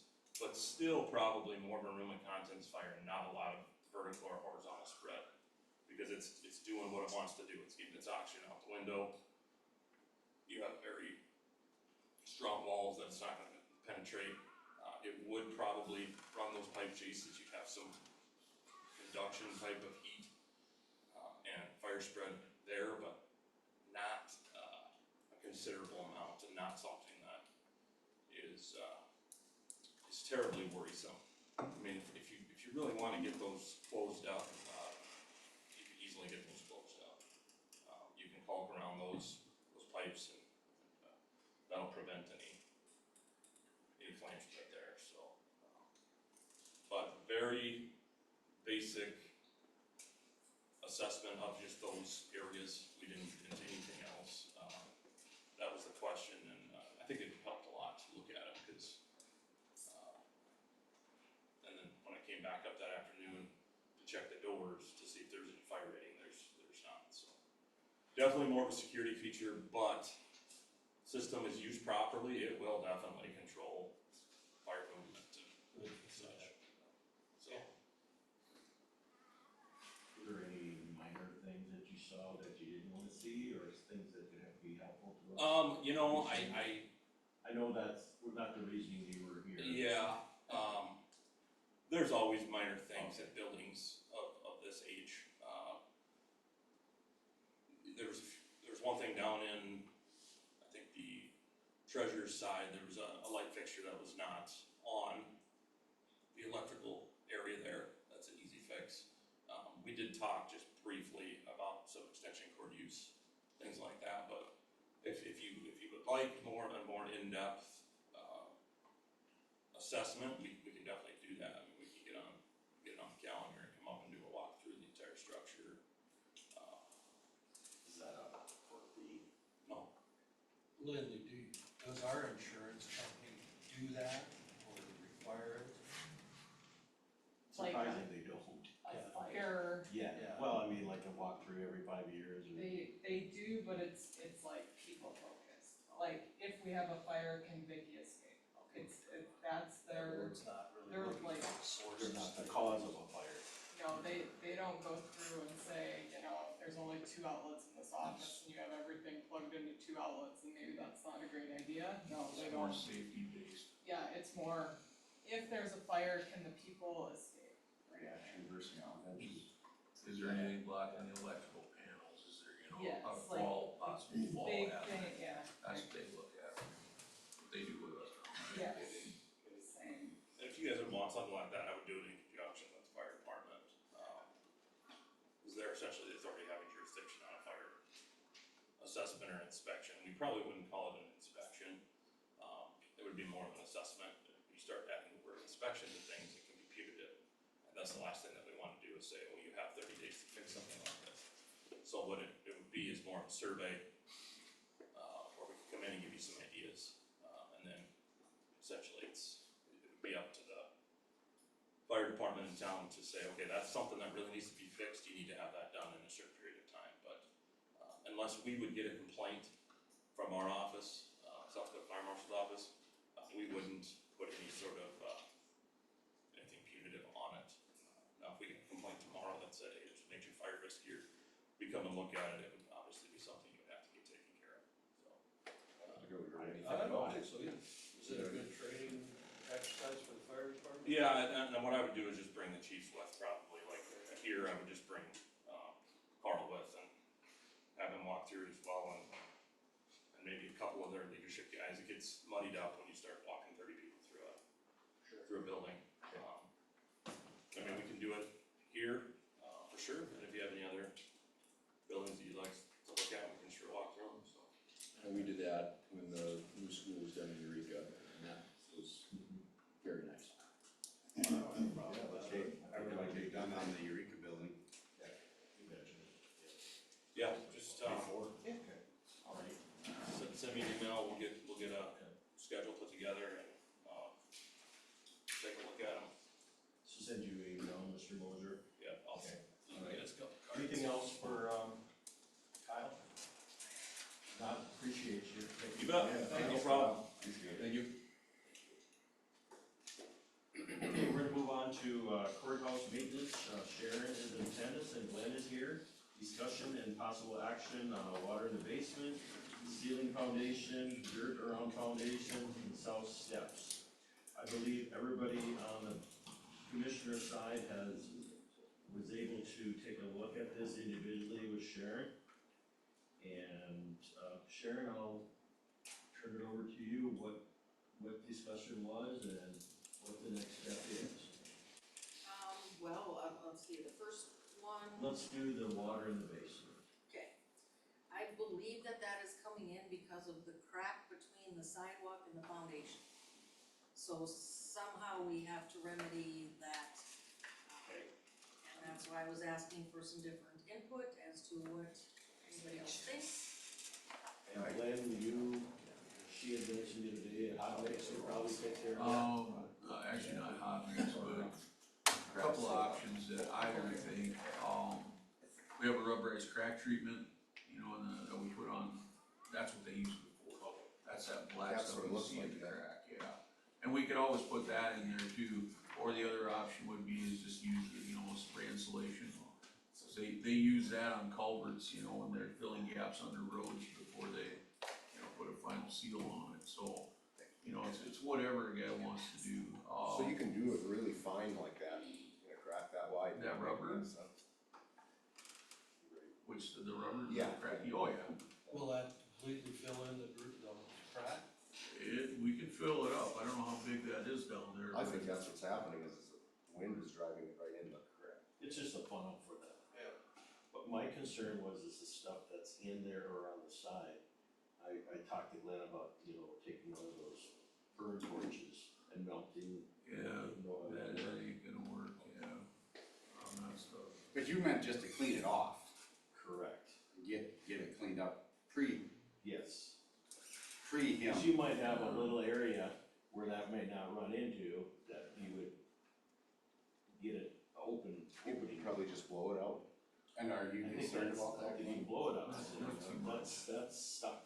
Yeah, you're gonna fill the voids you can, and then the rest of it is gonna be, you know, what. I was really surprised right in the northwest corner, it's, It's pretty bad. but, I some of it looks like it's about an inch wide, but at least the sidewalk and everything looks like it's still sloped to it. Correct. Yeah. But that hits the building and I would think that'd be a start. You know, dehumidifiers, they're kind of taking care of it right now.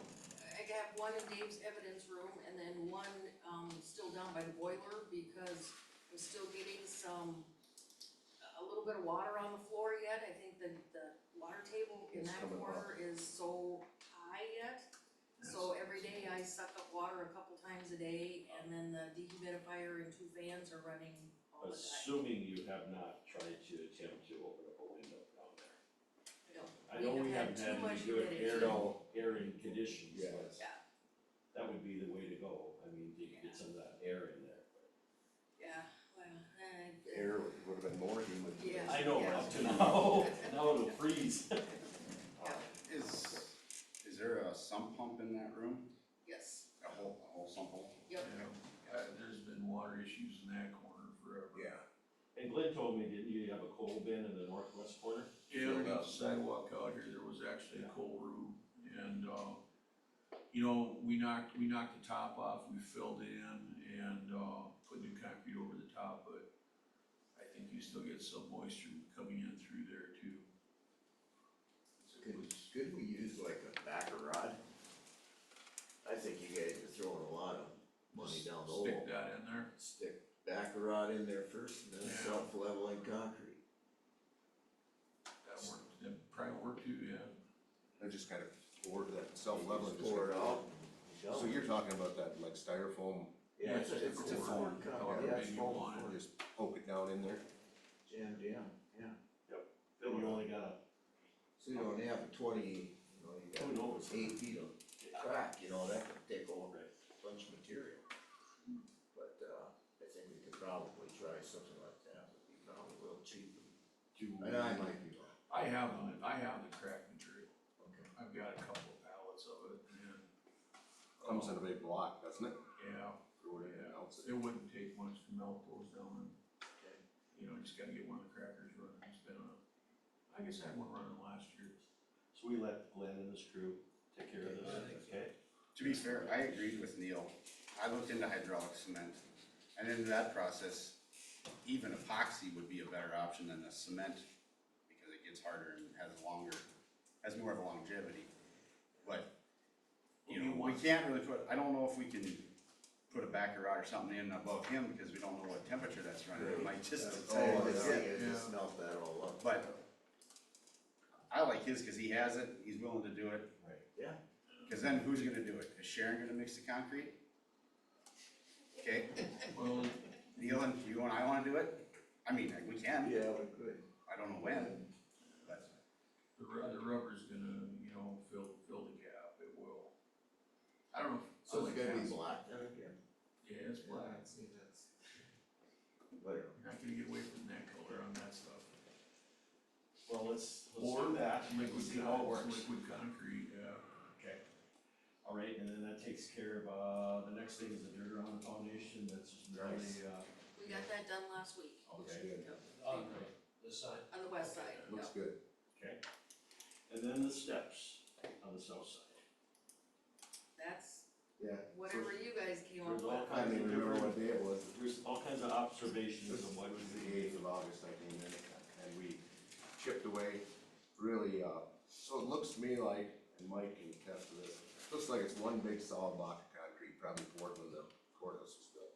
And then somewhere along the line, must have been deteriorating, and they poured, looked like probably, and it varied, but basically an inch to an inch and a half of like cement coating around the whole thing. And then, Remember when they worked on that?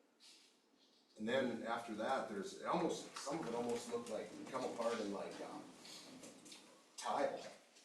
It was about 3/8 of an inch thick, and on the corners, they used, wire mesh in some metal corners, and then it was like stuccos, really. And that was all opened up and coming out. But and some of that was still holding on pretty good. Well, actually, the first layer was holding on, we got all that stucco type stuff off. But it looked to me like, and Mike, you did more testing than we did, but looked to me like you could get down to pretty solid concrete. So Mike, go ahead, take over, I agree with Mike on what he Well, suggested. you guys seen the pictures where I buried that 8-inch bit into that, and it didn't change consistency. There was a couple spots where I feel like it was hitting a rock, because even on the outside, you can see aggregate that's oversized for today's standard of pouring cement. And so, but it never hit a void in there in 8 inches. So, So you feel that it's solid? I feel it's solid, and removing it is gonna take a big excavator and a lot of hammer drills. So my thought is, you perforate it with holes and insert rebar into it for a binder, and then form it, and we do pour some cement. And I will do that if I have to, or we can get some estimates. But I think that's a task that is gonna take some cement. I think that's And then we could simplest dress way it to up a little bit too. Sid had a comment of field rock that looked Yeah, I don't pretty know, I just thought of sharp. that would look kinda neat, But pick some rock piles and split rock. You gonna do that? Nope. well, I don't know. Lloyd Reich's really good at it. Oh, maybe we get Lloyd in on it. Ask him if he's interested. Well, just remember, you got two sides. You do it to one, you Yep. gotta do the other, and you gotta. And the other side needs it. you But gotta- I think just if we, What about that? Well, you'd have to, if we added a substantial amount to the top, you'd have to extend it, which that's it's a threaded cap. You add a threaded pipe and extend it. And once you start removing things, of course, then you can get lower. Maybe it would be a quick connection with some PVC. And then the steps, you see the steps, that's. The steps, it was touched on one time that I did a little something on our church steps, and it seems to be working. That took a couple hours to do that 6-foot step. It's still gonna be a substantial project. so how do you do troweling on? That I just troweled on, yeah. Was that similar to what you looked at the Lutheran Church in Eureka? No, and I never looked at the Lutheran Church in Eureka. I looked at a pool That is nice. that I think we can assume, if that's a rubber product, it's the same product. The guy was like Midwest, Midwest Decorative Stone, that's the name. there you go, thank you. Out of Aberdeen, correct? Right. And so it's the rubber product, and it's quite expensive. Yeah, it It is. is very, you put that on the steps and you coat that over the top of those two. He'd probably have to do a filler, cause there's some pretty good, Well, There's some see, that's the chipped off. problem with our church was the same way. Absolutely, you had to fill that all in. yep. But they did a phenomenal job. I understand that on the main steps, they actually put like They put an a- angle iron or something, or They some put type over of an edge. angle. They've got the material there that they put on there to save that edge, Right. you know. They did not do that on On the the other side ones. steps. I'm questioning that. Well, I know it Because is I've thought already seen that some loose. wouldn't stand up Right. without the. But Mike had the exact same thought I did, is coat it with about 3 inches of concrete, be thicker in some places. And then if we wanted to paint it again, it could look like it did before, just be freshened up. Or if we wanted to get, and I couldn't get a hold of Dennis Hines, I talked to him before, I sent him all those pictures. Can we get an estimate? Let's go with that route. Yeah. See what, Talk to Reed Johnson. Dr. Reed, have him do it and give us an estimate. Neil, that would be after he would do something to the west side? No, I would say, Let them do it. No, just- have him look at it and say, here's what we need, guys. Okay. Give us a To number. get it to that point. What do they call that? I call it, you see it on Facebook, and it is like beads and they just trowel it, there's so many people doing it nowadays. Well, that's not what we're talking about. No, that's no. that's what the Lutheran Church did. Well, they kinda did, yeah, it's rubberized stuff. It's- If you're doing the concrete thing, you wanna put in those rebar, why don't we just have, you get your estimate put together, and I'll contact these guys. We'll find out what, we can have do the whole thing. Maybe you wanna ask them if they've got something that can be used to fill that cracker on the foundation. Just to see what's out there. What was that, Glenn? I'm sorry. But I I don't wanna keep pushing that can down the road. No, We we wanna get It's something raining done. Because now. we're talking weather too, Yes, and rain more yes. rain. yeah, but I'm not gonna be able to do that like tomorrow, it's gonna take me a little bit before I can do it too, so. What does that stuff But cost? I mean, are you You're talking months and months? What No, I'm No, talking no. this fall I sometime. can't tell you what it did. Wouldn't that help? It's gotta get done before it's That end cold. and not finish it Yes. right now, just have it in there? Yeah, yeah. Oh, you're talking the back. Yeah, the back or just Yeah. poke it in Yeah, there? but you're still gonna have this one sit, that the water can go sit in. Yeah, something. You gotta do it. I'm just saying temporary. Yeah. Do it both. Yeah. I would think you want some type of adhesive, you Sure. know, when you do put it in, so that it adheres to it, because if you put in just straight concrete, hard to cracks, it's still gonna have a crack there. Won't run in as fast, but it'll still be there. Just do your rubber thing, get it done as soon as Okay. possible. Okay. I agree with that. And then Neil will, check into. the Neil, estimate. you wanna Neil look and at Mike. that just for the fun of it, and I'll talk to Reed and Josh? Yeah, I'll visit with these guys Okay. and see if they come up and give us an estimate, see what it's gonna cost. And I will tear the other side off, if that helps, and so they don't have to, Yeah. they don't have to tear it off, Chip it I'll off. just do it. I don't know when, probably 5 minutes before they're there. At night. I'll come help you. A lot of stuff happens. Yeah. And then Sharon, did you check into any plan? 'Cause that took a little while. Future for It was the warm, areas you know. with grasses or anything you talked about that? And then I hauled junk Yeah, way I have not heard back from Needles, they were thinking sometime maybe in September here that they would have a plan to submit to me. They didn't think they would even be able to do it yet this fall, it would be something next year. Well, I'm sorry, no, I was not paying attention. I'm sorry about what you said, to replace what she had torn out, she said beetles have, and all I can say is my experience is, depending upon what you wanna do, we can get their proposal. But that doesn't mean that they have to do it, Correct, because they always put in 3 times as many as you need, right, and we could really save some money if we go do it and plan ourselves, but. right. And I've talked to Glenn, and I think he's thinking maybe just to take We're gonna take the backhoe and see if we can loosen those roots and get inside of that. cause we tried to pull them out and they just break off, they can't get them out. Pour a bunch of diesel fuel on and light it on fire, or what? I'll let you do that. Well, I've been doing it in my place. I got a What bunch of about, stuff. is there any room to talk to the conservation office, like, say, Karen Yost, as far as getting stuff ordered, any seed or? Well, these are those round circles out there. You know, what we were throwing around is, you know, maybe having a tree in the middle and maybe some pastas or, you know, just some simple, Yep. easy to maintain idea. Which you could either buy in Aberdeen or through Karen, Right, is my, right, You right. can get 6 foot. Right. But I wanna see them draw something out for us and then Sure. maybe they'll have a couple different options and then we can choose Yeah. what we would like to put in there. if you wanna talk to Karen, or, I'm and you're not- talking to Beatles already, Yep, yep. and then, I'll wait until we get that and then we'll go from there. You talked to Pat Loppy? He told me Yes. that- Oh, you have. Yep, yep, he's the one that directed me to this gentleman at Beatles. See if you can, get 2 or 3 options, and then we can take a look at it and see if Yep. it's something we wanna have ourselves. Do you have anything else, Chad? I don't believe so, I Okay. think that was everything. Thank you for coming out. Yep, thank you guys. Thanks, Sharon. Okay, Commissioner Marty, and I know we talked about this at one of our conventions, county employee picnic. yeah, I just wanted to bring it back up, cause picnic season's almost over. Is it something that we wanna entertain? I know when. It was brought up, like I you know said. Neil and you and I had mentioned this, we said, you know, do you wanna have a company picnic as far as appreciation?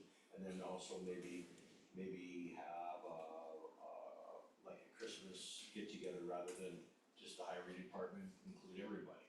So, something up for discussion, and then it's a matter of, where does it come out of, you know, as far as tax dollars, I guess that would be my question. How does that work? We call a 5-minute break? Yes, I was going to do that, but Okay. Personally, I think if we do the Christmas thing, I think we're a little late on the picnic. I personally entertain that we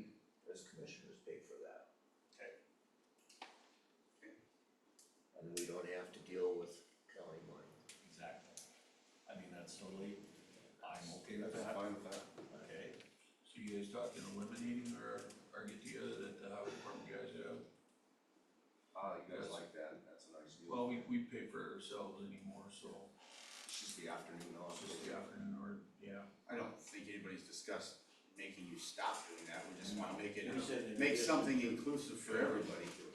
Yeah. You could still have your own company party, I would say. I mean, typically, the courthouse has their own kind of thing too. Yeah, We've done the same thing, yeah, have an afternoon and we all. they do theirs later, So we do do ours Do early. we wanna do this separate with that? Or Well- just leave it the way it is and? Maybe that, but my feeling is that, for one side, Leo's on the other, I think it's a nice thing to have, where we can all get together as one, try to keep this, county as it is and work together a little bit, get to know each other a little bit. I don't know a lot of these people, and I walked around here and introduced myself, and I'm one of those guys that has to meet them a number of times before I'll remember their names and so on. And I think it's a good idea. It's a good idea, It's a good idea. you know, to have get together. I don't know the county employees over here. And they enjoy that one, and we always invite the commissioners up, and they enjoy seeing you guys. And they comment on that, they get, cause they don't really get to talk to you guys, you know, hardly at all, so when that happens, they're able to visit with you. They enjoy that. And I encourage you all, and you probably do it, every once in a while I get through and I'm not there to be nosing around, I just go in and meet them, cause, you know, stop by the county shed and say, hey, how's it going? I kinda agree, I mean, maybe this is something we wanna look forward to a picnic next year, but we still have a little bit of time, I hate to push it off, but I think we should talk about possibly, maybe Long Lake would be a place to be central for Christmas. Yeah, I thought about that too. For Christmas get together. Appreciation, whatever you wanna call it. Okay, alright. We will meet at 5 to 11. Convenient for utilities, and stuff, you know, I was thinking about that. can't do that so easy on a pitch roof. Probably part of the reason. Okay, we're gonna move down to, we have Lynn here, we're gonna move down to tab number 7, Highway Department. And then we'll probably call executive session after we're done with anything that has to do with, open meetings. Discussion on road striping quotes. Caught me with a mouthful. Okay, we got some quotes here.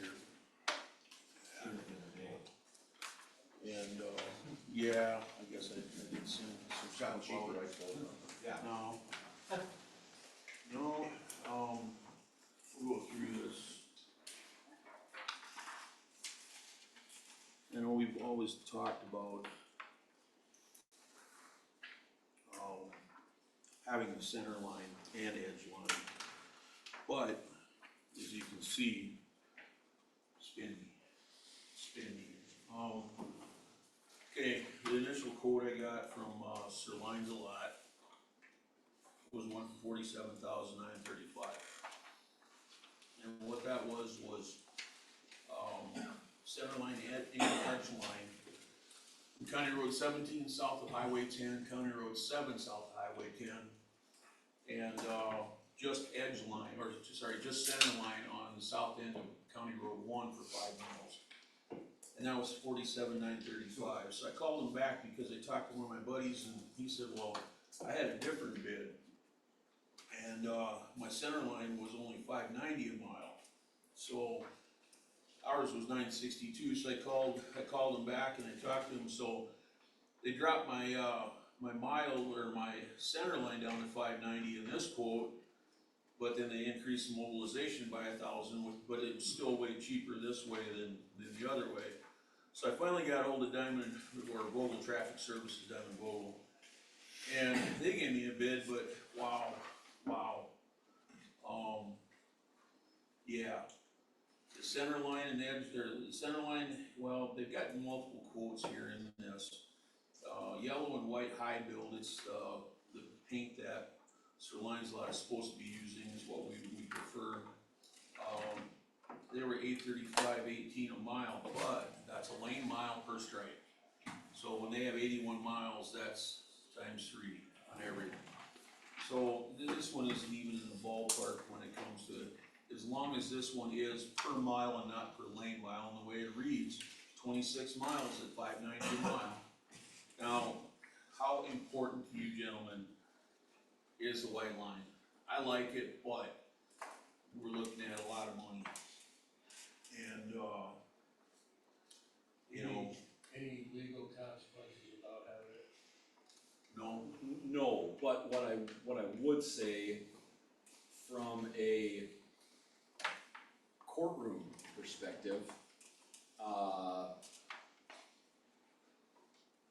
somebody gets pulled over for a DUI and that stop is based on somebody swerving, going, you know, in and out. It's a much better argument, and it's gonna hold up a lot better to a judge if I can have an officer sitting in the witness chair saying they crossed is it the fog line, the outside one, the fog line 3 times, or crossed the center line twice, or, you know, I mean, that's, from that perspective, it's really nice to have, but legally, no. actually, in a legal standpoint, we don't have enough traffic count, we don't even have to have straightening. Right, yes, that's, You know, that's, so, you know, what we do is kind of totally up to us. and at the end of the day, is it gonna be a make or break? I mean, could there be a case where it comes into play? Absolutely. The likelihood of that, I mean, would it be nice to have for DUI, drug stops, whatever? Yes. Is it? I mean, it's probably not a huge deal at the end of it either, so. Maybe none of you have ever been out in a blowing snow The situation. white lines were But nice that's for been that. nice. Probably I should mean, have been we out. followed I that. mean, you can see everything up above, but you can't. I mean, they do have the yellow markers now on most highways. Yeah, we followed the white line a lot. Yeah. It was strictly. Yeah, we have a lot of ground, especially you have a lot of ground drifting your way. Yeah, my line's nice, I'm just looking at numbers. Yeah. So we can live without it. Yeah, what's up, you guys, I wanna get another quote from Sir Lancelot as far as the white line, cause here they're just giving me the $5.90 for the center line. They're not telling me, they're giving me a new price on the white line. Here, you know, here they've got, for the center line and edge line on their old quote, they were at $19.25, so I'm assuming that would come down a bunch, but I'm not gonna guarantee that. So you basically did another quote. If you guys want the white, I'll get another quote, but then I'm gonna wanna do something with it fairly soon, because, we run out of time. September is kinda when we like to spray the paint, so it adheres to the road as best as possible. Can you have a quote for the next 6 feet? Oh, yeah, I can. Yeah, why don't you get it for that? Okay. As far as that mobilization, They can bend this over however they want. yeah. Is that just straight up what it is? I mean, they're, He gave me a song and dance, he said clear as mud, I says, yeah, clear as oh, mud. that's what you were talking about. Yeah, cause, I don't understand it either, why they'd have to increase mobilization, but, I would say, tell traffic control that I have another bid from another entity that's 2,700 versus your 37, can you do it? Ask them if that's clear as mud. well, Yeah. well, None of these are over No, I'm- $50,000. no. None of these are over $50,000. I'm agreeing with you, Mark. no, it's not over the bid price, and there too, we can get quotes. Oh, yeah, If- absolutely, You know, yep, we yep. have to do that, but, I just wanna make sure it's over that 50,000, we yeah, no, cross we're, the Ts and dot the Is. yeah, no, we're underneath that, maybe, yeah. So, I'll get another, I'll talk to him about the white line and what that's gonna cost. What was the total miles that you were thinking of doing? For striping? Yeah, 26? 27 roughly. It's gonna vary a little bit with the curves. But, yeah, County 17 south of 10 should be right at 9 miles, maybe just a smidge more. County Road 7, we got the curves in there, but that should be right at 12 miles. And then on the south end of 5, you're looking at 5 miles. So, but yeah, I can talk to him about that, and about the white line, and see where we're at. So. Okay, on the sign damage? Yeah, I had a call from Lane Goldsmith, Aberdeen area engineer. He alerted me to, the new signs in Jackson Township. He noticed a lot of it, that there was a lot of signs being shot, but it's not only Jackson. I was in, Lincoln, and I had a new no maintenance sign with a bunch of holes in the O and the no. So they're shooting them all over. These are the new ones they just put up? Yep, happens all the time. It's crazy, but I don't know what to do about it. You can borrow ours from her. They're probably full of holes already. Give it time. That's a pretty good one. Put up a gun that shoots back, I guess. Yeah.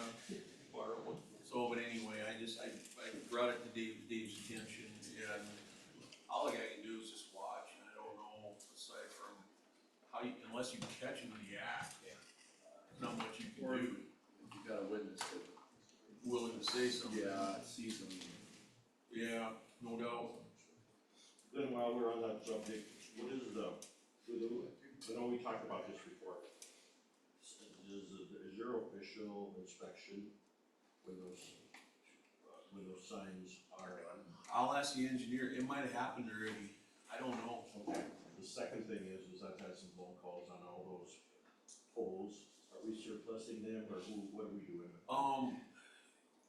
We can salvage them, we'll surplus them, or we can salvage them, whatever you wanna do, I've They got some. brought quite a bit of money when they were up here last. And we had a couple guys that thought they were gonna, make profit on them. I don't know if that really happened or not, but, it wasn't a pile of money, it was like $85 for 20, was it 20? Oh.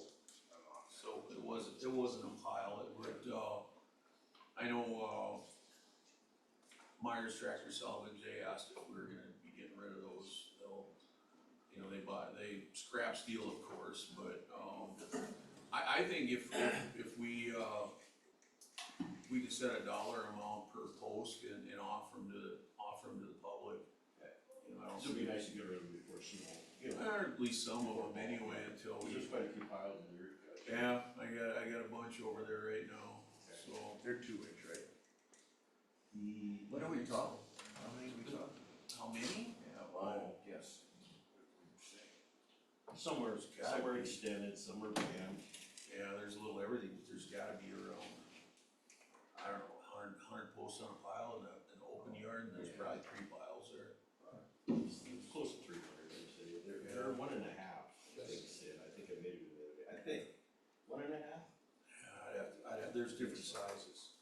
The main post is, I was thinking around 2 inch, and then there's the inserts, yeah. But, Well, we'll probably, if you feel we should surplus, we'll probably bring that up next meeting also. okay, I could do that. I think we should give an opportunity to the local people, set a price on them. Yeah, I'll have to come up with a number of posts, but, it'd be different if they were, when they take them out, they damage them, Not severely, but they dent, cause they use like a tree puller, a jaw, where they just grab it, and they end up, pinching you a little bit. Yeah, so they're damaged there. Miller trailer? Yeah, it sold for $4,000, of course, after commission, we received $36.80. So I'm pretty happy with the price on it. What was that, what does that equate to, commission? $400 on per up, 10%? Sounds right. And, Or 11. 10 was 8. what's that? 10 was 8. Yeah, everything's got.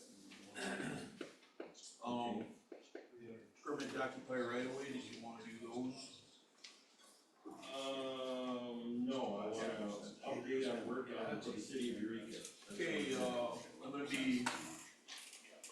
dig out for them.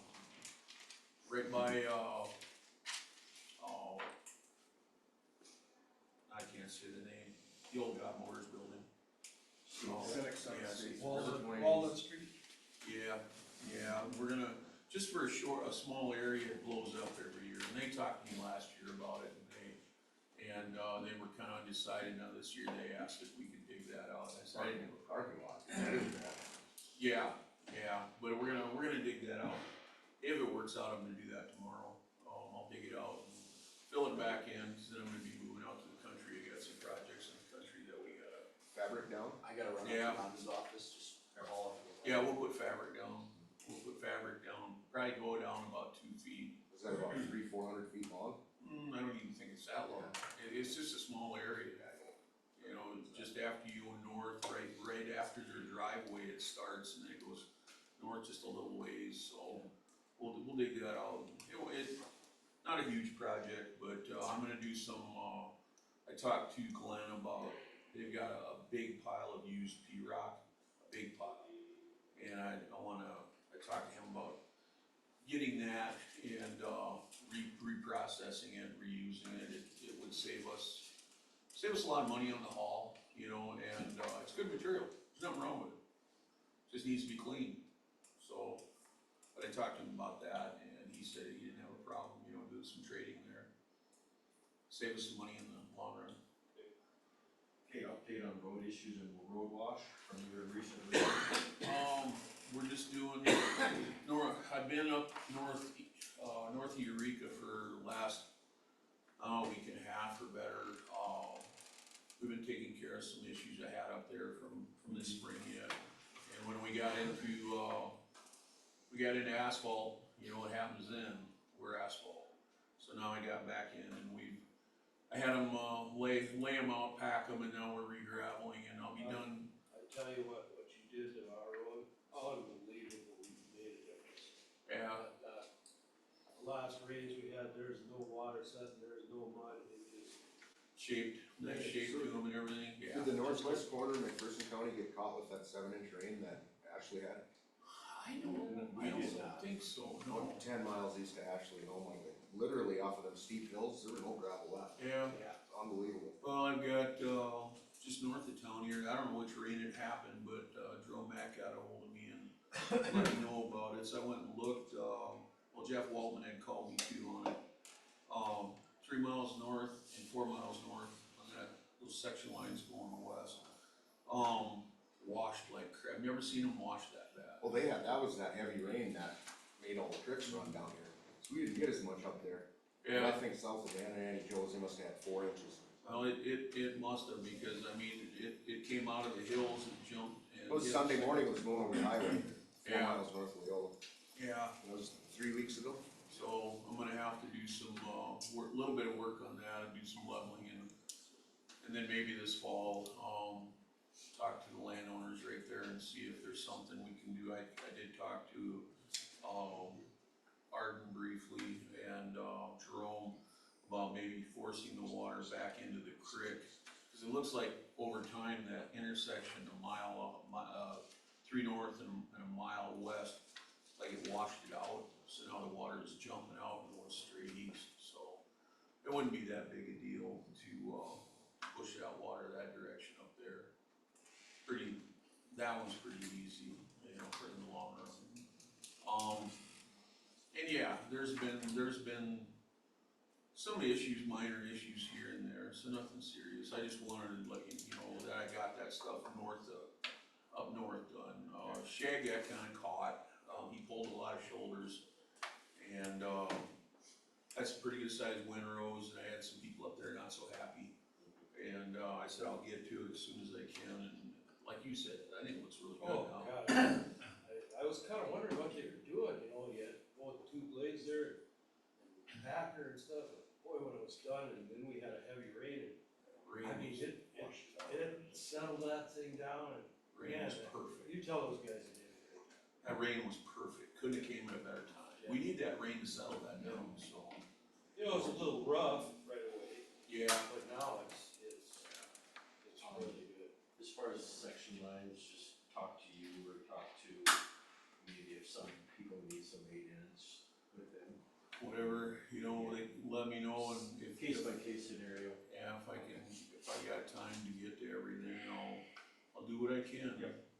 You know, but we'll see. Alright. Can I move on to permit to occupy right away? Sure. Do we have anything else? Well, exec session for employee matter. Yeah, we can do that Yeah. after we do that. And, yeah, permit to occupy right away, I've got, FEM Electric and, Web Water. FEM, they could not get, an easement from David Hoops to go on the property up there on 4. So, I'm gonna let them go on the back slope of the right of way. Run through there, taking a line up toward Birches. You never heard anything from Webb going up 17? No, not really. I did talk to Rick Adama about all that, he just said that they were gonna go straight through, but, Lee Layton won't give me easement. So they're gonna, I don't know what they're gonna do, they're gonna stop. So that is true. Yeah. That's what Rick told me, he said he wouldn't give me easement, so they're gonna, I move to approve the. Okay. they're gonna stop there, I guess. We have a motion, we have a second for FEM and Web right away. I'll second that. Second by Mike. Any other questions? Glenn? Not all in favor, say aye. Aye. Aye. All opposed, motion carried. Okay. And Webb's total 84 miles line. So they're not gonna come by. Wait, I think they might come south, might come north, but they're not going to That's Kansas. what Gary Hoffman told me, and I talked to him down at the office, and they didn't know anything about that. Yeah. That's what Rick told me. He's kinda one of the ramrods on the crew, so. Wow. We were hoping to get it by the 107th Street so we could get another feed over. Okay. Okay. One thing I wanted to bring up, this basically was, public comment. Mr. C wanted to talk about about the 5-mile manure thing, and I wanted to have Glenn here at the same time. Do you wanna bring up what you had said before and to me? Well, I just think this 5-mile deal is a little antiquated, because most operations now are big enough that to get your manure spread enough, you need to get out. And like Chris, he's had people want to get rid of some manure 6 or 7 miles away, but it really isn't the hassle of having to go through everything that you have to go through the hoops. Now, the thing I think that caused a lot of trouble with the manure business is like Ronnie Cadillac used to advertise he could haul 25 ton on his tandem trucks. Well, you get somebody like that running up and down the road, it's gonna wreck everything. But in a lot of this manure is hauled the side up, and I'm gonna get it someplace, I don't know, you can put enough manure on the side up, it's gonna really hurt it. And I'm wondering if there isn't a little less cumbersome way, instead of having to bond the roads, maybe just put a weight limit on the amount of people, what they could haul, 80,000 pounds or something, with semi or whatever tandem truck it is. You know, cause, I'm sure it takes a lot of Glenn's time. Sorry. That's all I got to say, I just think there's gotta be a better way than what we're doing now. I think we should just refer this to the zoning board, let them talk this over. You know, if they wanna make some changes, that's kind of the process we go through. You know, we've talked, when I was on zoning, we talked about that a lot, you know, and we had opinions one way or the other. I'm not sure what the intent was. I think I know what the intent was, you know, originally putting that in an ordinance. And of course, at that time, there was more farms out there, and like you said, they were smaller, and, things have changed, so, I mean, if the zoning board feels that they need to make a change, I think that's the route we need to go. Okay. We'll let the zoning board hash that out, and their recommendation to us, we'll go from there. Do I need to talk to them? or- You certainly can, absolutely. I don't know when the next meeting is. October 21st. And Mike, with the scenario that Lindley said, it makes sense to me. What'd she say? Well, he talked about the farm, not only the farm, but the farms in a different county and. The ordinance specifies manure that originates in the county and outside of the county. So I think we have had the instance where the manure is outside of the county. If somebody lives on the county line, the manure is outside of the county and they're hauling it to their own land, just on the other side of the road. And they are, Subject to this. they have to apply for a 5-mile manure variance, and if it's within the county, and they are hauling to their own land 5 miles away. I asked about this, sorry, let me finish. Are you done? Go, thank you. I asked about this a few meetings ago, this spring, about the manure thing, and it was because of this exact same thing. To move manure. Travis really brought it. Well, yeah. That's kinda where it came out, that Previous. there's an It was like, issue. oops. Yeah, in this situation, all size doesn't fit all, you know. So, okay. All right, Glenn, are you completed? We go into executive session now? Yeah. And Eric will be here in 5 minutes. I would wait. Okay. Yeah, we can wait. we can, we could possibly, do we need to go into the drainage board? Do we need to have that on the same time? Yeah, I think somebody will be on Zoom for the Okay. drainage. Auditor, we can't do that. We can do that. All right, tab number 5.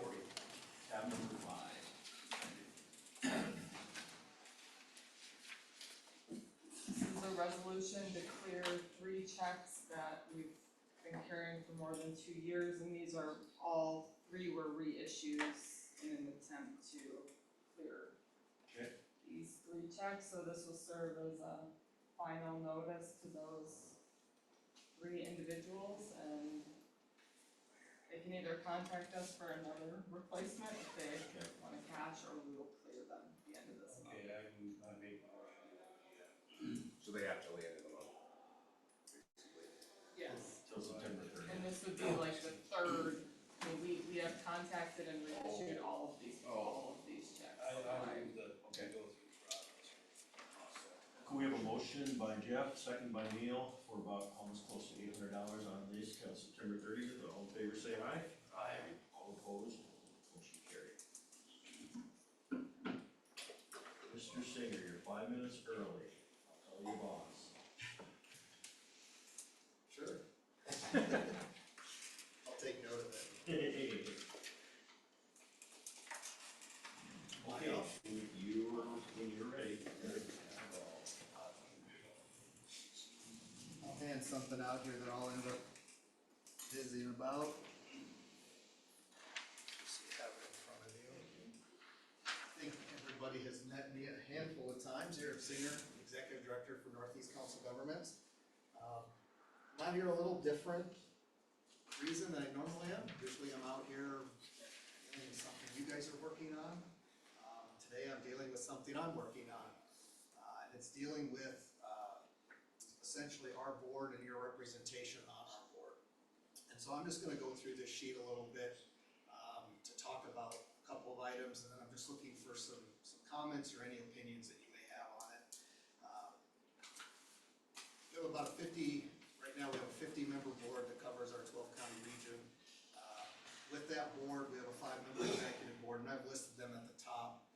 We've met here back in July, and they have asked me to come out and meet specifically with all 12 of our counties and a few of our cities as well to discuss our board representation and board attendance and really lack thereof. And so that's part of what this issue is. Plus, we're also dealing with some bylaws that are outdated. And as part of this, we're looking at maybe making some changes to that. So just to give you a little bit of background again on this, which is kind of in that last section that I handed to you. We were created by executive order of the governor in 1970. All that executive order did was to break up the state into 6 regions, where they designated the counties, and then it was up to cities and counties to join together to create entities like ours. So we are an entity of you.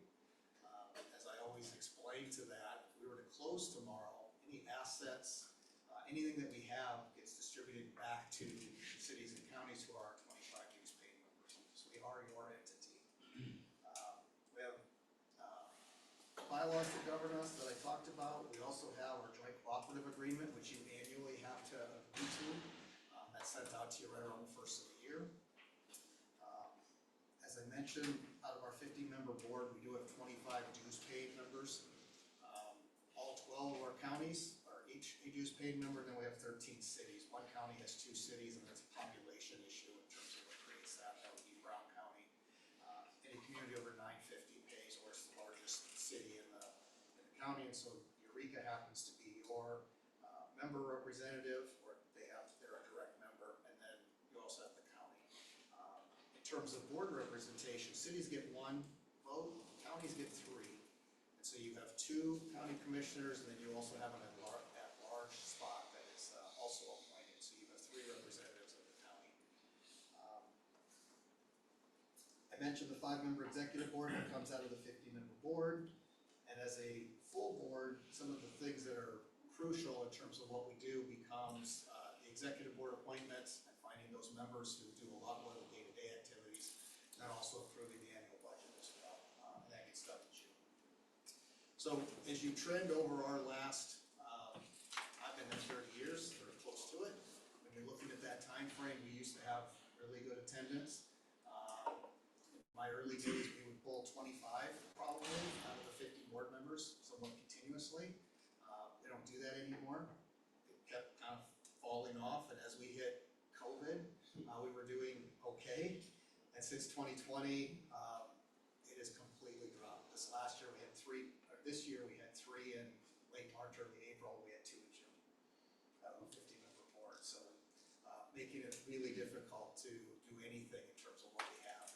And so that's part of where we're looking at some changes. One of the things we're contemplating, which is the main reason the executive board wanted me to come out and visit with counties, we're looking at changing just our overall makeup. And do we need 50 board members anymore?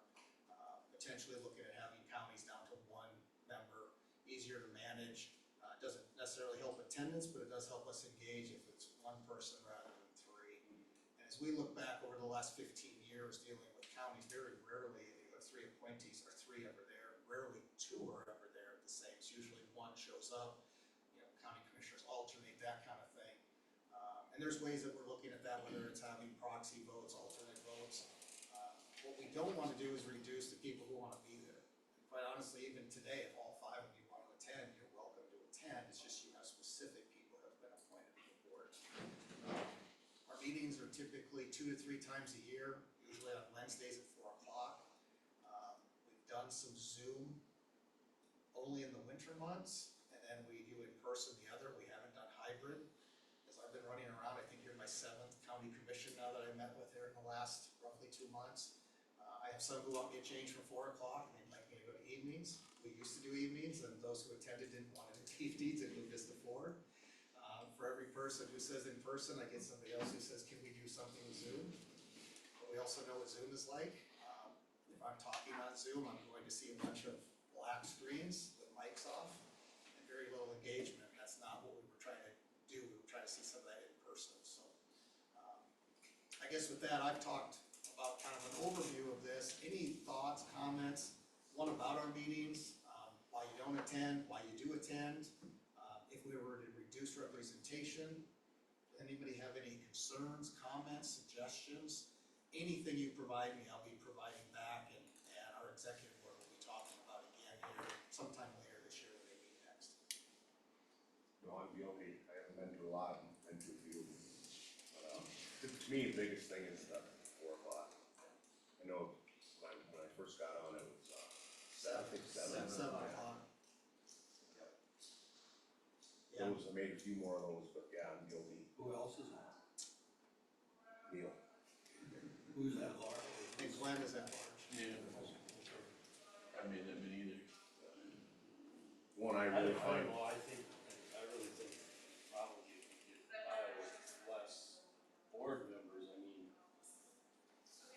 quite frankly, you're doing your business with quite a few less than really what could be. And yes, we have a clause in our bylaw, which is the only reason we are able to operate this. Is quorum is assumed at the beginning of every, or quorum is assumed for every meeting unless objected to at the beginning of the meeting. And I point that out every single year as we're voting on anything, because we haven't had a quorum that, if you look at a true quorum, 50 plus 1, probably in more than 15 years. Now, if you were looking at a quorum of members, we've certainly had that, and that goes back to the issue, if you have 3 counties, or 3 appointees said 3/4 of the board, if every county just sends one out, we'll never make a quorum on that, so that was part of that issue. We haven't done anything, anything that we do, I've made the commitment as well to this, that if we look at making changes, whether that's to board members or just in general, to bylaws, things that even are what I'm talking about today, I wanna make sure that that is sent out, not just to our board members, but it will go out to, and in this case, I would send it to Lindley so that it comes out to the full commission. And we would do that at least a month in advance, making certain that every county has a meeting. And then if you did have some comments or concerns at that time, you'd have that ability. But that's definitely gonna be no earlier than spring, in my mind, that anything like that would happen. So you will see something again if that takes place. And the 7 o'clock meetings we used to do, and it was the people attending who said, let's go to 4. And it's partially because in 3 different directions, to the east, west, and the south, we have people who travel 100 miles, for those meetings. Yeah, I remember when I first started, I pulled down there. That got to be kind of. You're in February and you're Yeah. leaving the meeting at 8:30 and you're not home until 10, and so that was why that ended up moving at that time. But it's created issues for those who, either there are those who still work 8 to 5, or have other issues during the day, and so we kind of talked about if that's the case, we may need to do a better job of sending out. If you're appointing somebody, saying these are specifically what the times are, and if that time doesn't work, for example, you have a conflict on Thursday and that's maybe the date that we move it to, well, you probably shouldn't be a board member then, it should be looking at somebody else.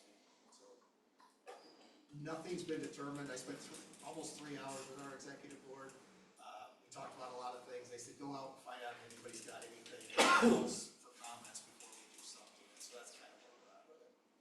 Eric, my experiences with 4 or 5 different, and even my line of work, it's the sign of it's just a sign, you don't like to have our Teams or Zoom on everything, because when we find it beneficial, to have it in attendance, we used to, like on the crop insurance side, we used to have meetings in here, nobody wants to take the time to drive an hour and a half. So and even claims, the younger generation, send me DocuSign, I got a million things to do, I wanna do it and get it over with. In our day and age, you used to come to Aberdeen, maybe stop at Perkins on the way or after 4 or whatever, that's changed a whole A lot lot. of people have their spouse that came Yes, along and they prepared yes. dinner or something else. I don't think you're doing anything wrong, that's just how it is. It is, and we've made the comment and discussed it, but it's kind of looking at any organization or anything you've been involved with. If you've been doing that for more than 10 years, what was the attendance 10 years ago and how they operated versus today? And so yeah, it's certainly down, and we could function, and I could get more numbers if we were to just do Zoom, but we're no longer engaging well. You're not talking to anybody else. I don't know how many of you will be at like SDACC next week. It gives you that opportunity to ask other counties what they're doing, or ask other people in the region what they're doing. In Zoom, you won't have that. It'll be just, here's what we're doing, it's business only, and we're getting off the call. And so the question is that what we need to do? We're not sure what that is, and so, I think we're open to anything. If nobody wants to attend meetings, then why are we doing them? If we're doing them only because we need to do some pure business items, then is there a different way to do that? Do we try to wrap them into a singular meeting? I try to meet, all of our members where they're at. I'll be at the County Association next week. I do regional district meetings when I can. I do the same thing on the city side. We are wherever you're at, and so we're certainly doing engagement. You'll see me out at meetings. I haven't been in front of your commission as often lately, just because I've been in front of your planning board so much of things we've been doing that I wasn't out, but we're your entity, and ultimately, if you have suggestions or thoughts, we will consider those and figure out where to go from that. And you'll have a vote on, us changing it as well. It's a lot of people for a board.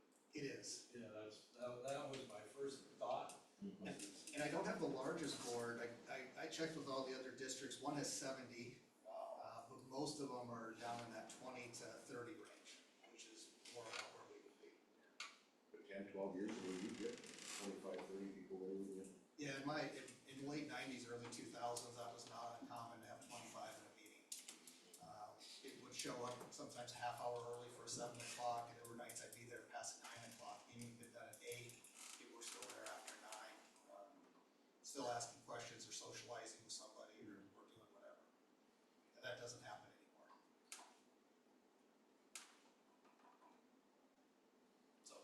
change, and it's a question of how do we change with it. And you know, you could, maybe it's in your bylaws, but just kind of like we change our time with the fall, winter versus summer. 4 o'clock is a tough. It is, and it's also tough for speakers as well when we brought them in. You know, DOT is always our June speaker. They're thrilled with 4 o'clock, because they're up in person and they can get back to Pier by, 8. That was a very good, that is a good meeting there. Yeah. I like what they got planned. And I'm curious how long they'll keep doing that. They've gone more and more virtual themselves as well, but they still have a public participation piece they're required to do. And they've utilized, our office and others to do that. But it's always one of our better attended meetings. Just wasn't this year, unfortunately. And we might have just hit 2 really bad dates this year, but our numbers have been certainly in great decline over the last several years, specifically since COVID or no. Who sets your dates? That's a board issue. Yeah, just like we said our next meeting. Yeah, ultimately, we have some certain dates we do. I usually work with the executive board on a little bit of that. I control it to some extent, but the 4 o'clock on Wednesdays, that's a board decision. And so, there are times where we usually do the last Wednesday of the month. I might move it to the first Wednesday if there's a certain speaker we're trying to bring in and they can't do that date, we might move it, but I don't think we've ever not met on a Wednesday, and the only times have either been 7 or 4. All board decisions, those who show up get to make those decisions on it. They just need to make the decision to make it important to go. And then are what we doing providing value? If it's not providing value, is there something we can provide value with? Or again, back to, this isn't value, we need to do something else to do basic operations. So, yeah, no specific ideas. I think if more people are attending, you can start sorting that out. It's hard though to make a change when people aren't there either as to why they're not there. Is it because it's a 4 o'clock issue? Is it a Wednesday issue? Is it I don't have any interest in this? Whatever those reasons are, everybody's gonna have a different one. Eric, when you talking about Zoom and participation, are you talking numbers? I mean, as far as, you said there's no participation or people can't comment, or, I mean, I don't understand. Yeah, so when we've done Zoom, we've gotten some people, and so the people who do Zoom aren't gonna usually be in person. And people who are there in person typically don't wanna do Zoom, which is one of our issues. My comment on participation isn't about numbers, it's about them participating once they're on the call. Correct. It's more of, well, I have a meeting, I'll chime in, I shut my camera off, I shut the speaker off, we all do that. And then how do you engage with those people? And you ask a question or you're looking for something, I just see black screens and mics all stay off, and that's what I mean by lack of participation in a Zoom call. But I can increase some numbers by doing hybrid meetings, but also if I do again, all of these things have been talked about a lot, but if we did a hybrid meeting, which we've chosen not to, and I get 14 who show up on a Zoom call and 2 in person, what are the likelihood that those 2 will show up at the next meeting? They look at it, well, why did I travel here if everybody else is just sitting at home, doing that? So we've tried to do it for weather purposes and time of year. I think it has a pretty good effect, but that may be where we end up, is just say we're doing Zoom calls and they're not gonna be in person anymore. Like I said, the few instances I have, they have the option. It depends on location. 30 miles away or 50 miles will be in person, but 14 is better than 2. Yeah. It's, That's back to the issue, what are you trying to get out of that meeting and what are you doing? as long as you have participation, Yes. you're right. Yeah. The one meeting that we have, we have participation. Our spring meeting with Zoom had 3. I had 2 in person then for June. But even my executive board, I had 4 of the 5 in June, but 3 of them out of the 4 had to leave then and didn't even do the meeting. But the same thing we were sitting there talking about. So, I had them there for 3 hours, but they each had to run and, so they weren't participating. So it's, again, everybody's got different obligations and time commitments. So I wasn't here looking for, I knew you weren't solving my issues, that wasn't what we're looking for. It's more of if you have specific suggestions or reasons why you're not, or more importantly, if we end up making changes, do you have any objections to that if we go down that road? No, I certainly don't object to We need to do trying to that. make it better for everybody involved. And it's, again, anything we do, you are going to see this as a full body, before we do something. So, okay, something a year later, you go, well, what did they do? If we do something, we will send that out to every one of our 25 members prior, so that they all have a meeting at least to look at that. And certainly reach out to me at any time if you have any comments or anything on it as well. Good. So that's my topic specifically for me while I'm here. More help to you, but that's. Yeah, no, I think no issue, our meeting 6 or 7 out of my counties, I'm losing track where I'm at right now, but, anything else while I'm here? Unrelated or? It's unrelated. Did anybody on the zoning board contact you about approach, ordinances in other counties? I talked to Hunter this morning about getting a hold of him, so I don't think, to steal his answer is no, but it is on the to-do list. I can go stop down and talk to Hunter here That'd if be he's available and check with him. I think we talked about that some when Gail was in my office, if I remember right. That's kind of same issue. I can send out an email. And we wanna get a hold of Austin too, we got questions to further the discussion, so it'll happen here for our October 21st meeting. Cause that would be in regard, we talked about that a couple months ago. Yes, sir. if I remember correctly. Oh, yeah. Setting. Yep, And the process to which you create an approach. yep. You had a question about its. Yeah. We had a bidding process. That's right, So, right, I forget. So now it's coming back. yeah, we gotta talk about that. I was, cause I don't remember my full answer on that. I think I was kind of shying away from that as a zoning issue. It's more of, trying to regulate that specifically. State regulates all approaches, obviously for themselves. We're looking at the county doing that, on county roads, and probably running that maybe back through the highway superintendent in terms of, so you don't have obviously 7 approaches over a quarter, you have 1, but. Hunter and I, we'll get a hold of that and we'll put that on our zoning meeting. So, Getting people to realize that they can have more. Well, that and they should come to the county, no different than, before they build a grain bin or something, they need to come and ask for all those kinds of It's things. surprising the approaches we find in the countryside. Yeah.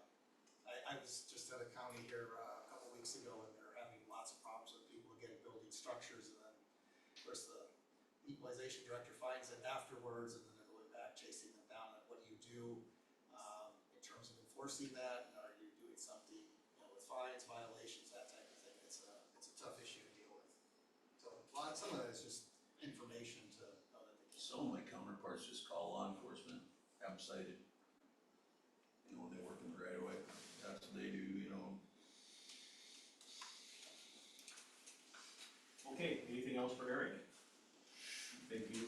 Thank Nice you. seeing you again. Thank you, See you next week. Probably. No? Yes, I'll be in whoever's there, you'll see me running around Monday and Tuesday, so. Thank you. Thank you. Thanks, Eric. Have a good day. Okay, at this time, we're gonna do, a drainage board, tab number 6, and we'll turn it over to Sid. I'll move food ready for it. I'll second Jeff's motion to go to drainage. We have a motion, we have a second to go to drainage board, all in favor say aye. Aye. All opposed, motion carried. All right, now I'll turn it over to you, Sid. Alright, what do we got going?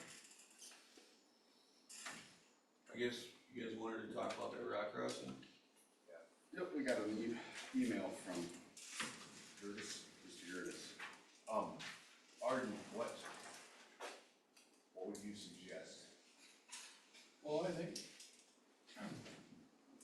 well, the biggest problem is that drainage from that road going to the south has just filled up with bulrushes and muck. And it's gonna have to be taken out because it'll never follow the creek anymore. The trash buildup is just too high. It slows down going across that crossing and build trash up. So that has to be cleaned out, to make the creek never go over it. That's kind of what you had suggested too, but.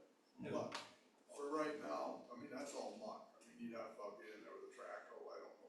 That's about the only way to get it out again. You can drive in with rubber tires. So it's gotta be moved, but least just get that road so it's passable. Right now it isn't passable over the, it's partially completed and the rocks are there. Kenny said there's, metal in the rock pile that they got from his property in there. There's decent metal stuff in there, so it isn't really safe to even drive across. I'm not saying they got everything, they did pick a lot of it out. Anyway, that's, to me, we can take hay out a different way, but that's, with a wet summer, we got that creek's just full of water in the field, we can't get through that issue. So even if a person would put culverts in there, No, it the has, water's still not gonna go anywhere. the ditch has to be cleaned out away from that section line. It starts at the section line, there's about 100 feet of bump there, bulrushes and everything. It's, drainage needs to be cleaned, and then a guy can get things to where it'll flow that way. Right now, the water goes in and hits all that. It filters that way, but it doesn't go at any type of speed. It's taking in least resistance, it's going And then over that culvert and then. well, it crosses a couple spots over that way and goes south. But if the drainage is cleaned out, I think you can manipulate the rest of where you can get it to go through there. But it's been doing that for years. The problem is now you got one spot that washes out, then you got another spot that washes out, you can't hardly drive through either one of them. Have you got the maps there, kind of, show us? As far as, I'm not familiar with the area at all.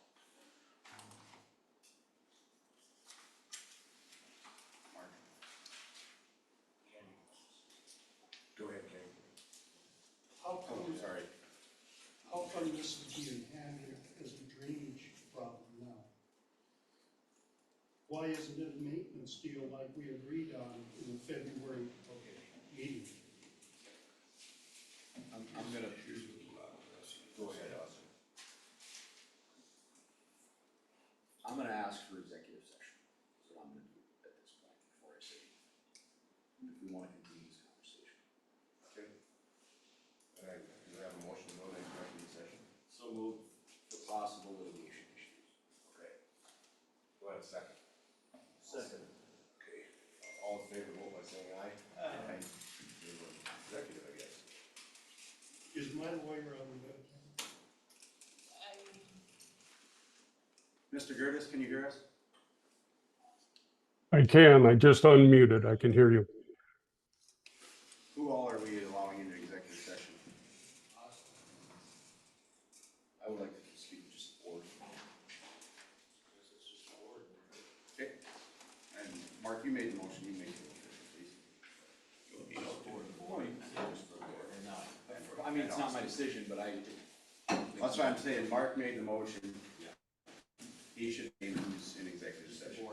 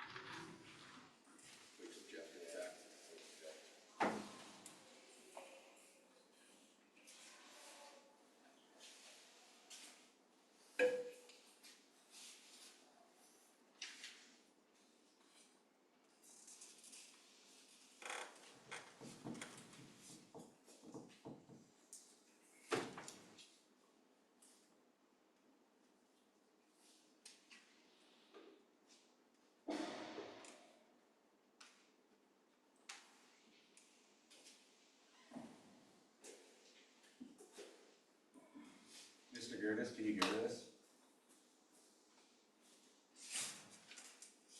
I can, I just unmuted, sorry for the delay.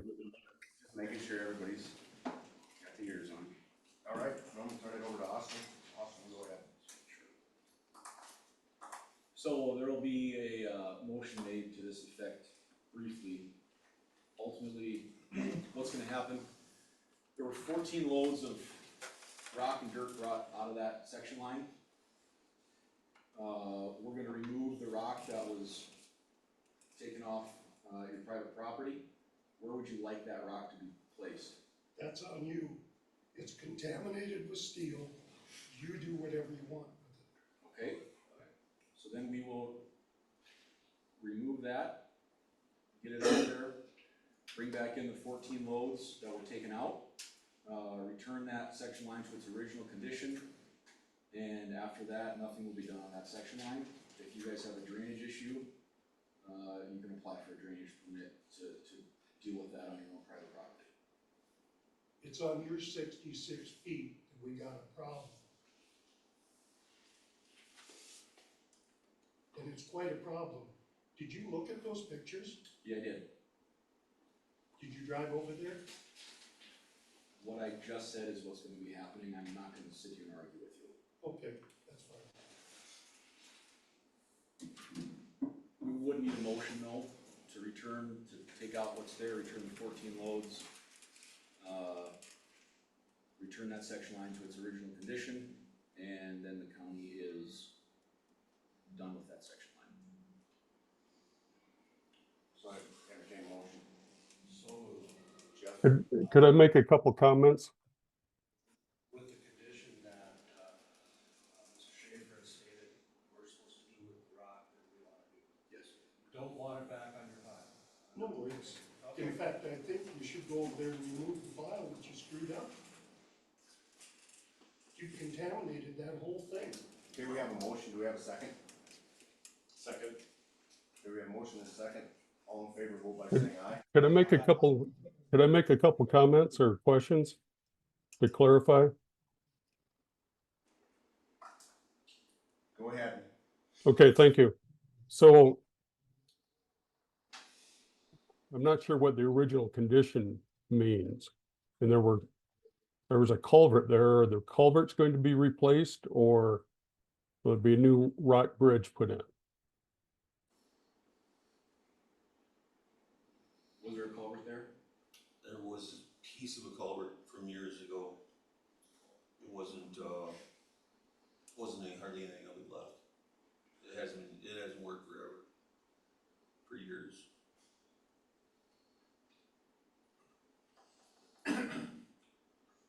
What else would you like to know?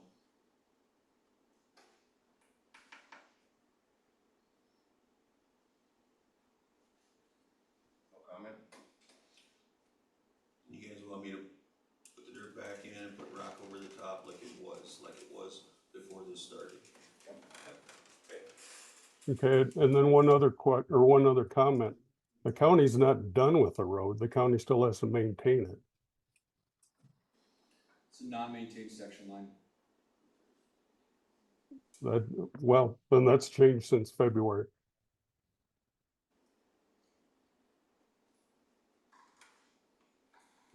Those are my questions.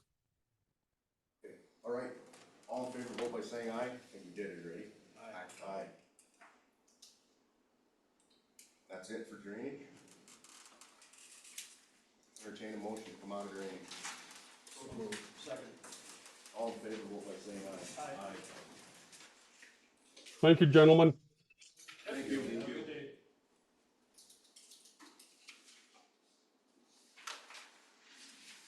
Okay, we set the time for September 16th at 9 AM. Do we want to, October 7th, still go with 9 AM? Yeah. Okay, alright. Motion right below that, motion to approve the following meeting authorization, Mike Mardian for 8-9 meeting in Eureka, Glenn Spitzer, local roads conference in October. I'll get the state's attorney one on the 16th. Say that again. I'll I was have the thinking- state's attorney I was in deep in my fall. own thought there and didn't hear a word Mark said. Sorry. Sorry.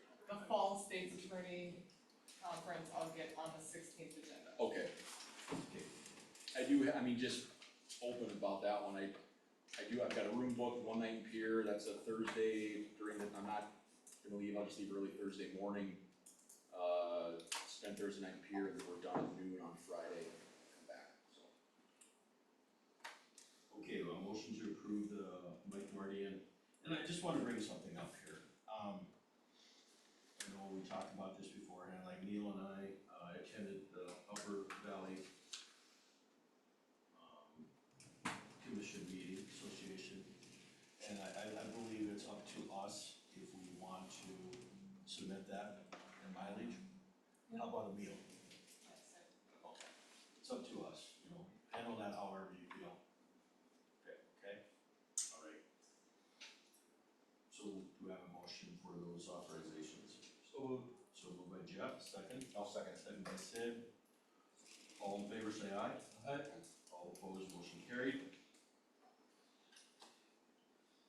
Is there anything else before we go into executive session again for personal reasons and legal reasons? Other than, motion to approve the claims, and we'll do that after. So I would, Entertain a motion. we have a motion on the floor from Neil. Yeah, I was gonna say, I'd like to see Dave in it, Okay. and Austin and Lindley. Okay. I think you're done. This is something that we've dealt with in the Open Meetings Commission. When there's a motion made to enter executive session, it should have included why, so I think this one will be for personnel issues. And probably legal. Sure. Yeah, it can be more than one thing, we just gotta say what it is. That's fine. Okay. Okay. So make that a motion. Okay, we have a motion, we have a second, by Mike, all in favor say aye. Aye. All opposed, motion carried, executive session at 12:14 for personnel and legal reasons.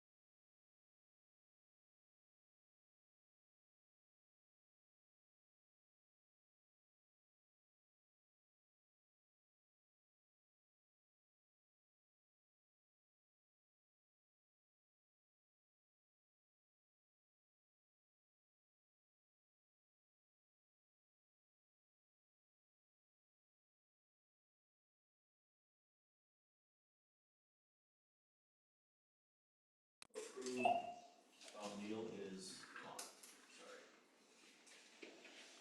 What do we got left?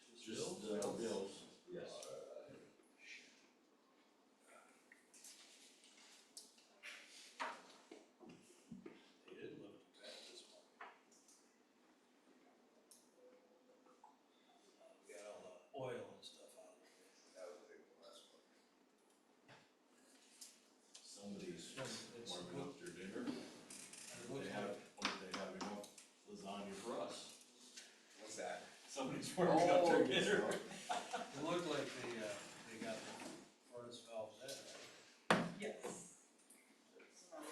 That was a good deal. That was our Fourth of July discussion.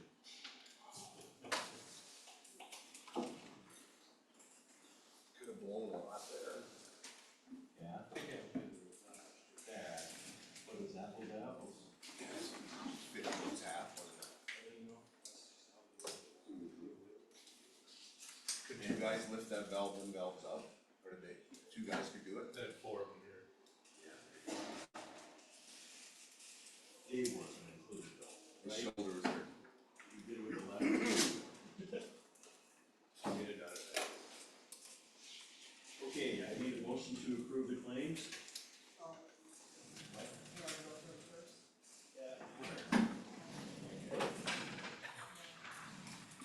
What's the difference between motions and reports and the claims? We can, okay.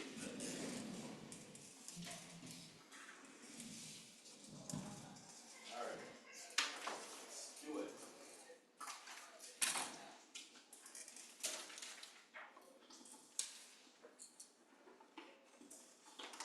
Do you want me to pass this around? Sure, it goes in This is the town time.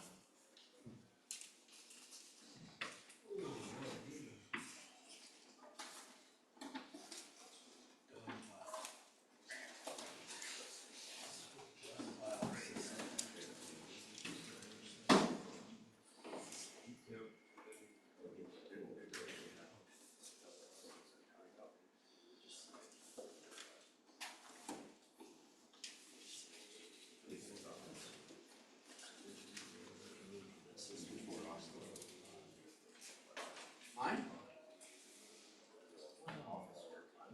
Oh, the electrical. There were no outlets down there in the basement of the area building. Why are we paying? I wouldn't see any of that. Well.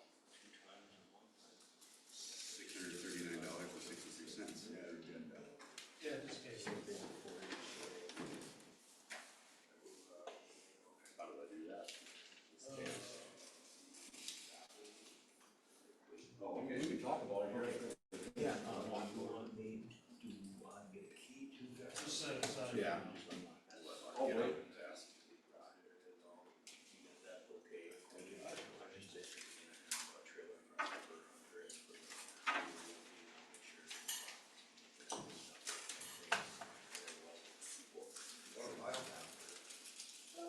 Here, I'll give it to you.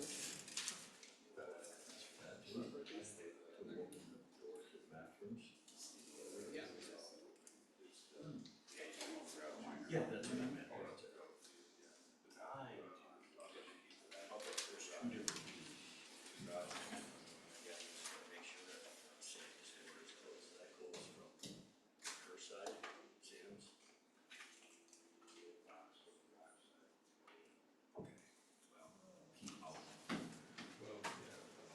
This pile, here's the other pile.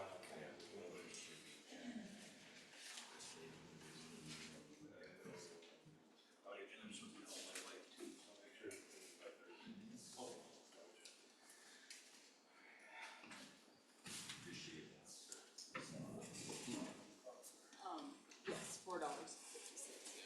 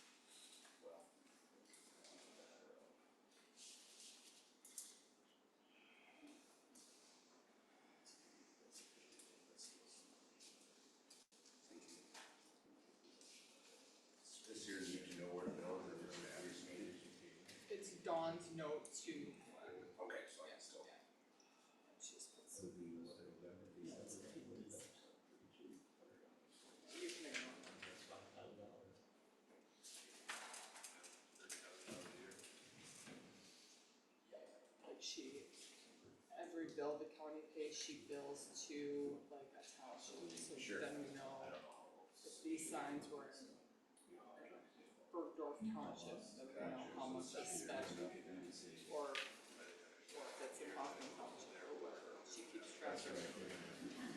Well, we can probably save. Another file for us, these are. That's why I found out. Remember those The are- jail's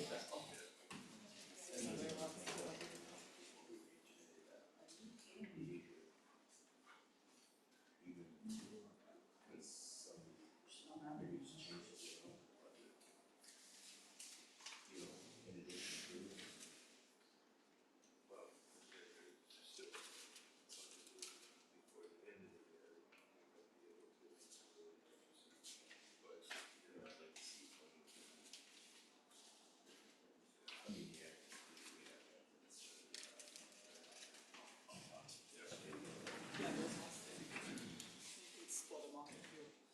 So the issues. As far as I'm concerned.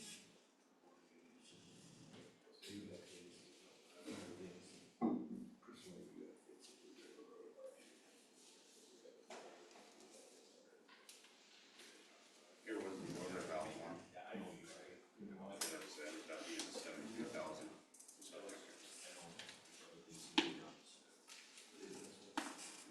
How old are they, John? I don't know.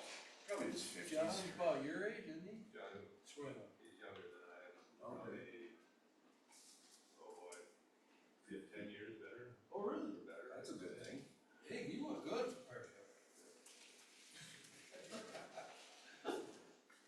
It just seems like so many of those guys that are running those businesses are all ready to retire quick. I don't think he hit 50 yet, did he?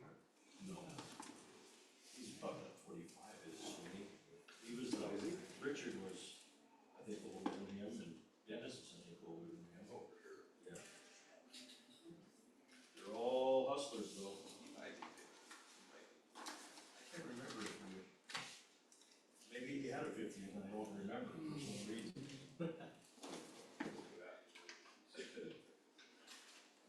I just know that. And he's only 65. And Jeff too. Hey, You know, Jeff, I'm you not said, even 64 yet. you have one where you're farming, that position would be just excellent for you. Oh, yeah. That year, Harvey's done all positions. Oh, yeah. That's true, that's another year old problem. Just,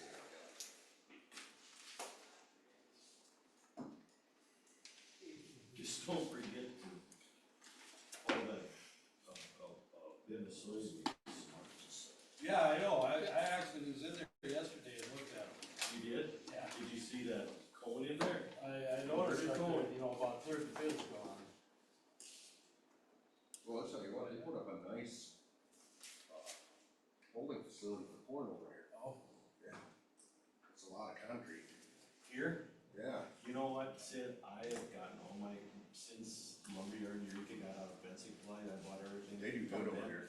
They impress me, they're so nice, they're reasonable, good, I get a lot of Oh, stuff. yeah, those ladies do it. Yep, they come out and they talk to you and. Yep, they're really helpful. They've got a lot of. They got a lot of stuff on hand, you gotta have it on hand.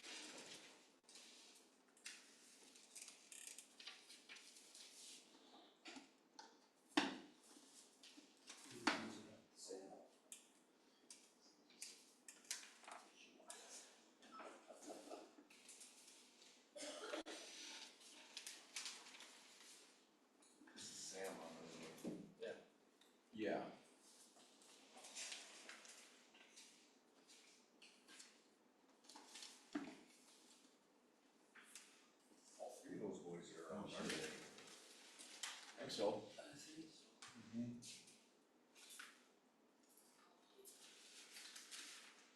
They were all just younger enough for me that I might have about the same fire. Alex, I think, does the manure, doesn't one of the brothers help him too?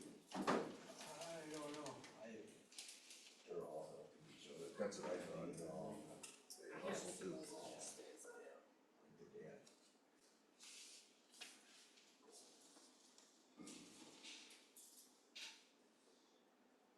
I bought a bunch of well pipe from them a few years back.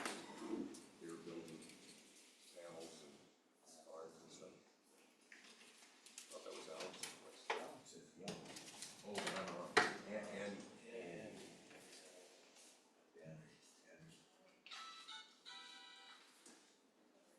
yeah, 'cause I think we went right down by Candy East. yeah.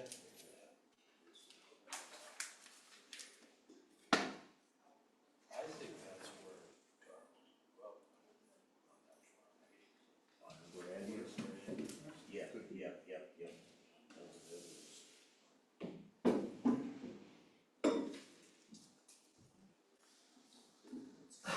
My mouth straight south, come on. oh, really? Top of the hill. Yeah. Did you really? Oh, yeah. So how far off of, Hillsview Road are you? Back a mile and a half, back in 3? Oh, well, wait a minute, which way you talking? Well, just the north-south pavement, Hillsview. 2. That's quite a ways back in there. Do you, it's a lot of snow problems? Yeah, but his wife has a lot of farms. Yeah. Not too bad.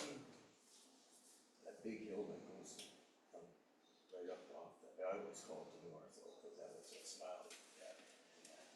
That's it, flows over the top, lays in there. Other than that, it's, get off.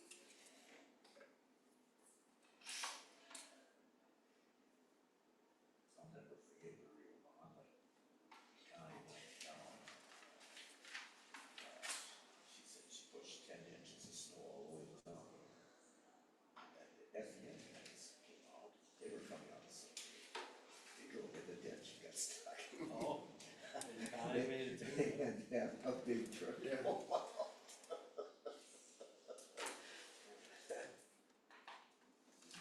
That 12,000 from that NECOG, the plan relay, is that, what is that? Is that the yearly thing? Pretty much what he was getting at, the cost. Whatever, right? That could be, that's actually probably. That could be part of the zoning board payment. Yeah. That's what I was wondering, yeah. So- I'm not exact. Who would- Should've been a breakdown. We talked to South Dakota DOT, but Eureka has sidewalks all the way through town. Very nice deal. I wish we could get them.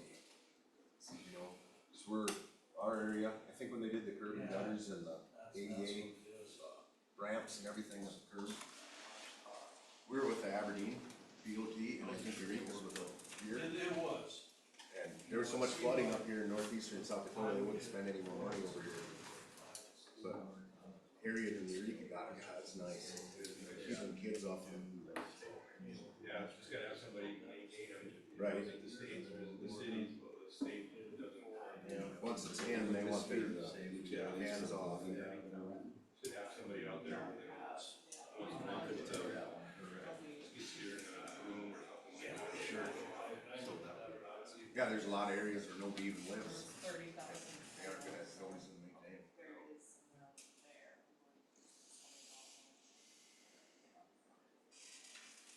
Okay, We have a bill here we need to talk about. you guys need to call on it, I gotta go out to the country. Oh, okay. See you, Glenn. We got a bill from Poverty Electric for some outlets in the city. $639. So do we, I don't know, should we pay that? I don't think we should pay it. From where now? From the, it's, went into the city building over Oh. there. Did he not know where to send it to? I told him to send it here, Okay. not knowing. What did he exactly- do? What, does So this there were specify? downstairs in the, where my office is down Yeah. there, the only outlets were pretty much by the door, Okay. right when you walk in. And he put two other 4 outlet panels. It would be on the like in the southeast corner, kind of, where I've got my desk. There wasn't enough outlets down there to plug computer, my little server, Wi-Fi, router. We're invested in it now. We're if we pay that, we're invested in it now. Well, that's $600. You know, I'm not sure what the lease It's. payments or lease agreement said, you know.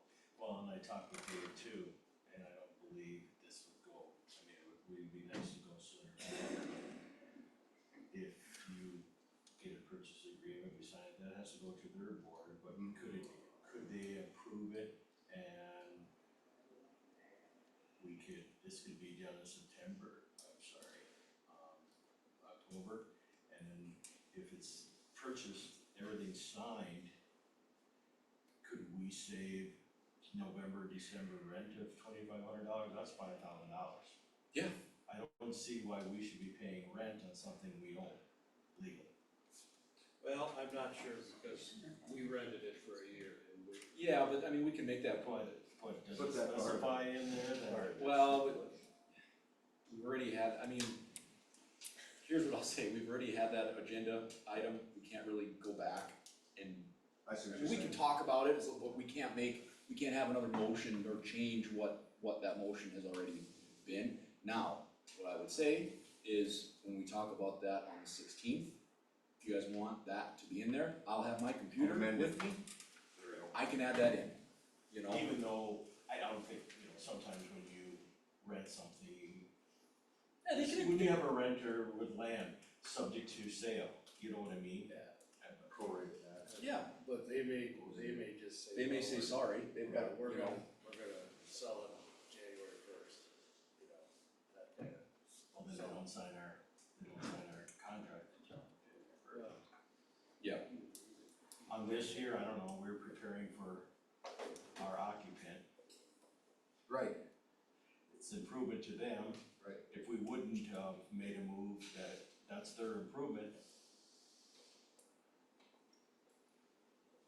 How about we just pay the bill and if it ends up we don't get the building, then we'll try to build it. Because. Or just I take it would- off. I would say give it to them and see what they think. But the problem is, If we pay it. Mr. then- Almond's the one waiting. He's the bad Yeah, guy. right. Correct, I don't want him, I mean, he did That's it in- unfortunate. He did it in good faith. Who authorized it? Who should have authorized it? I was under the belief, maybe incorrectly, that if there was something like that that needed to be done to make an office work, that could be You done. know, and I remember talking about, we're gonna have to add some outlets and this and that and things. I know there was a meeting, it was talked about, I don't remember exactly when that was, but I knew from where the first time I walked through that area down there that there wasn't gonna be enough. Well, how much you put your desk over where the books and stuff used to be, there's no outlets Going on. with there. No, Like These for are the all- courthouse, we wouldn't, we've set the pre-authorization at $1,000. So like if I can get an outlet, I guess I would have done the same, but But we own the We own the building, building. Yes. we own the building, that's the Yeah, thing. well, I would say we present it to them, see what they think, it's their building as of right now, and we don't tell we sign on the dotted line and see it, and then we can still agree on it. I think that's what we have to do. Reimburse them. If they didn't authorize it, well then, we'll go. They didn't authorize it, we, When do they meet? second, Next second week, right? Monday Yeah, or second, I think Tuesday it of the is. month. it's been Tuesdays lately. Has it? So we'll know by the 16th. So we'll be able to present it to them and then if they don't pay it, we'll pay it. 16th. So then that needs to be tabled. Correct. All bills paid Table, under the table house. till the 16th. Okay, in the motion, all bills, motion for all the bills except for this, is there a number on there? Well, there should probably, I didn't write down anything in there.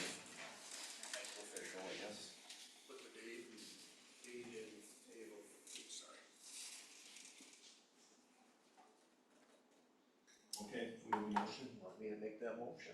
I'll do that, so Okay. it's still right here. Okay, Neil made the motion, we have a second? Second by Mike. Any other discussion? All in favor say aye. Aye. All opposed?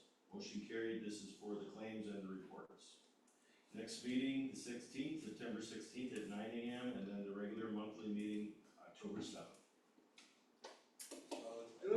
Meeting motion to adjourn.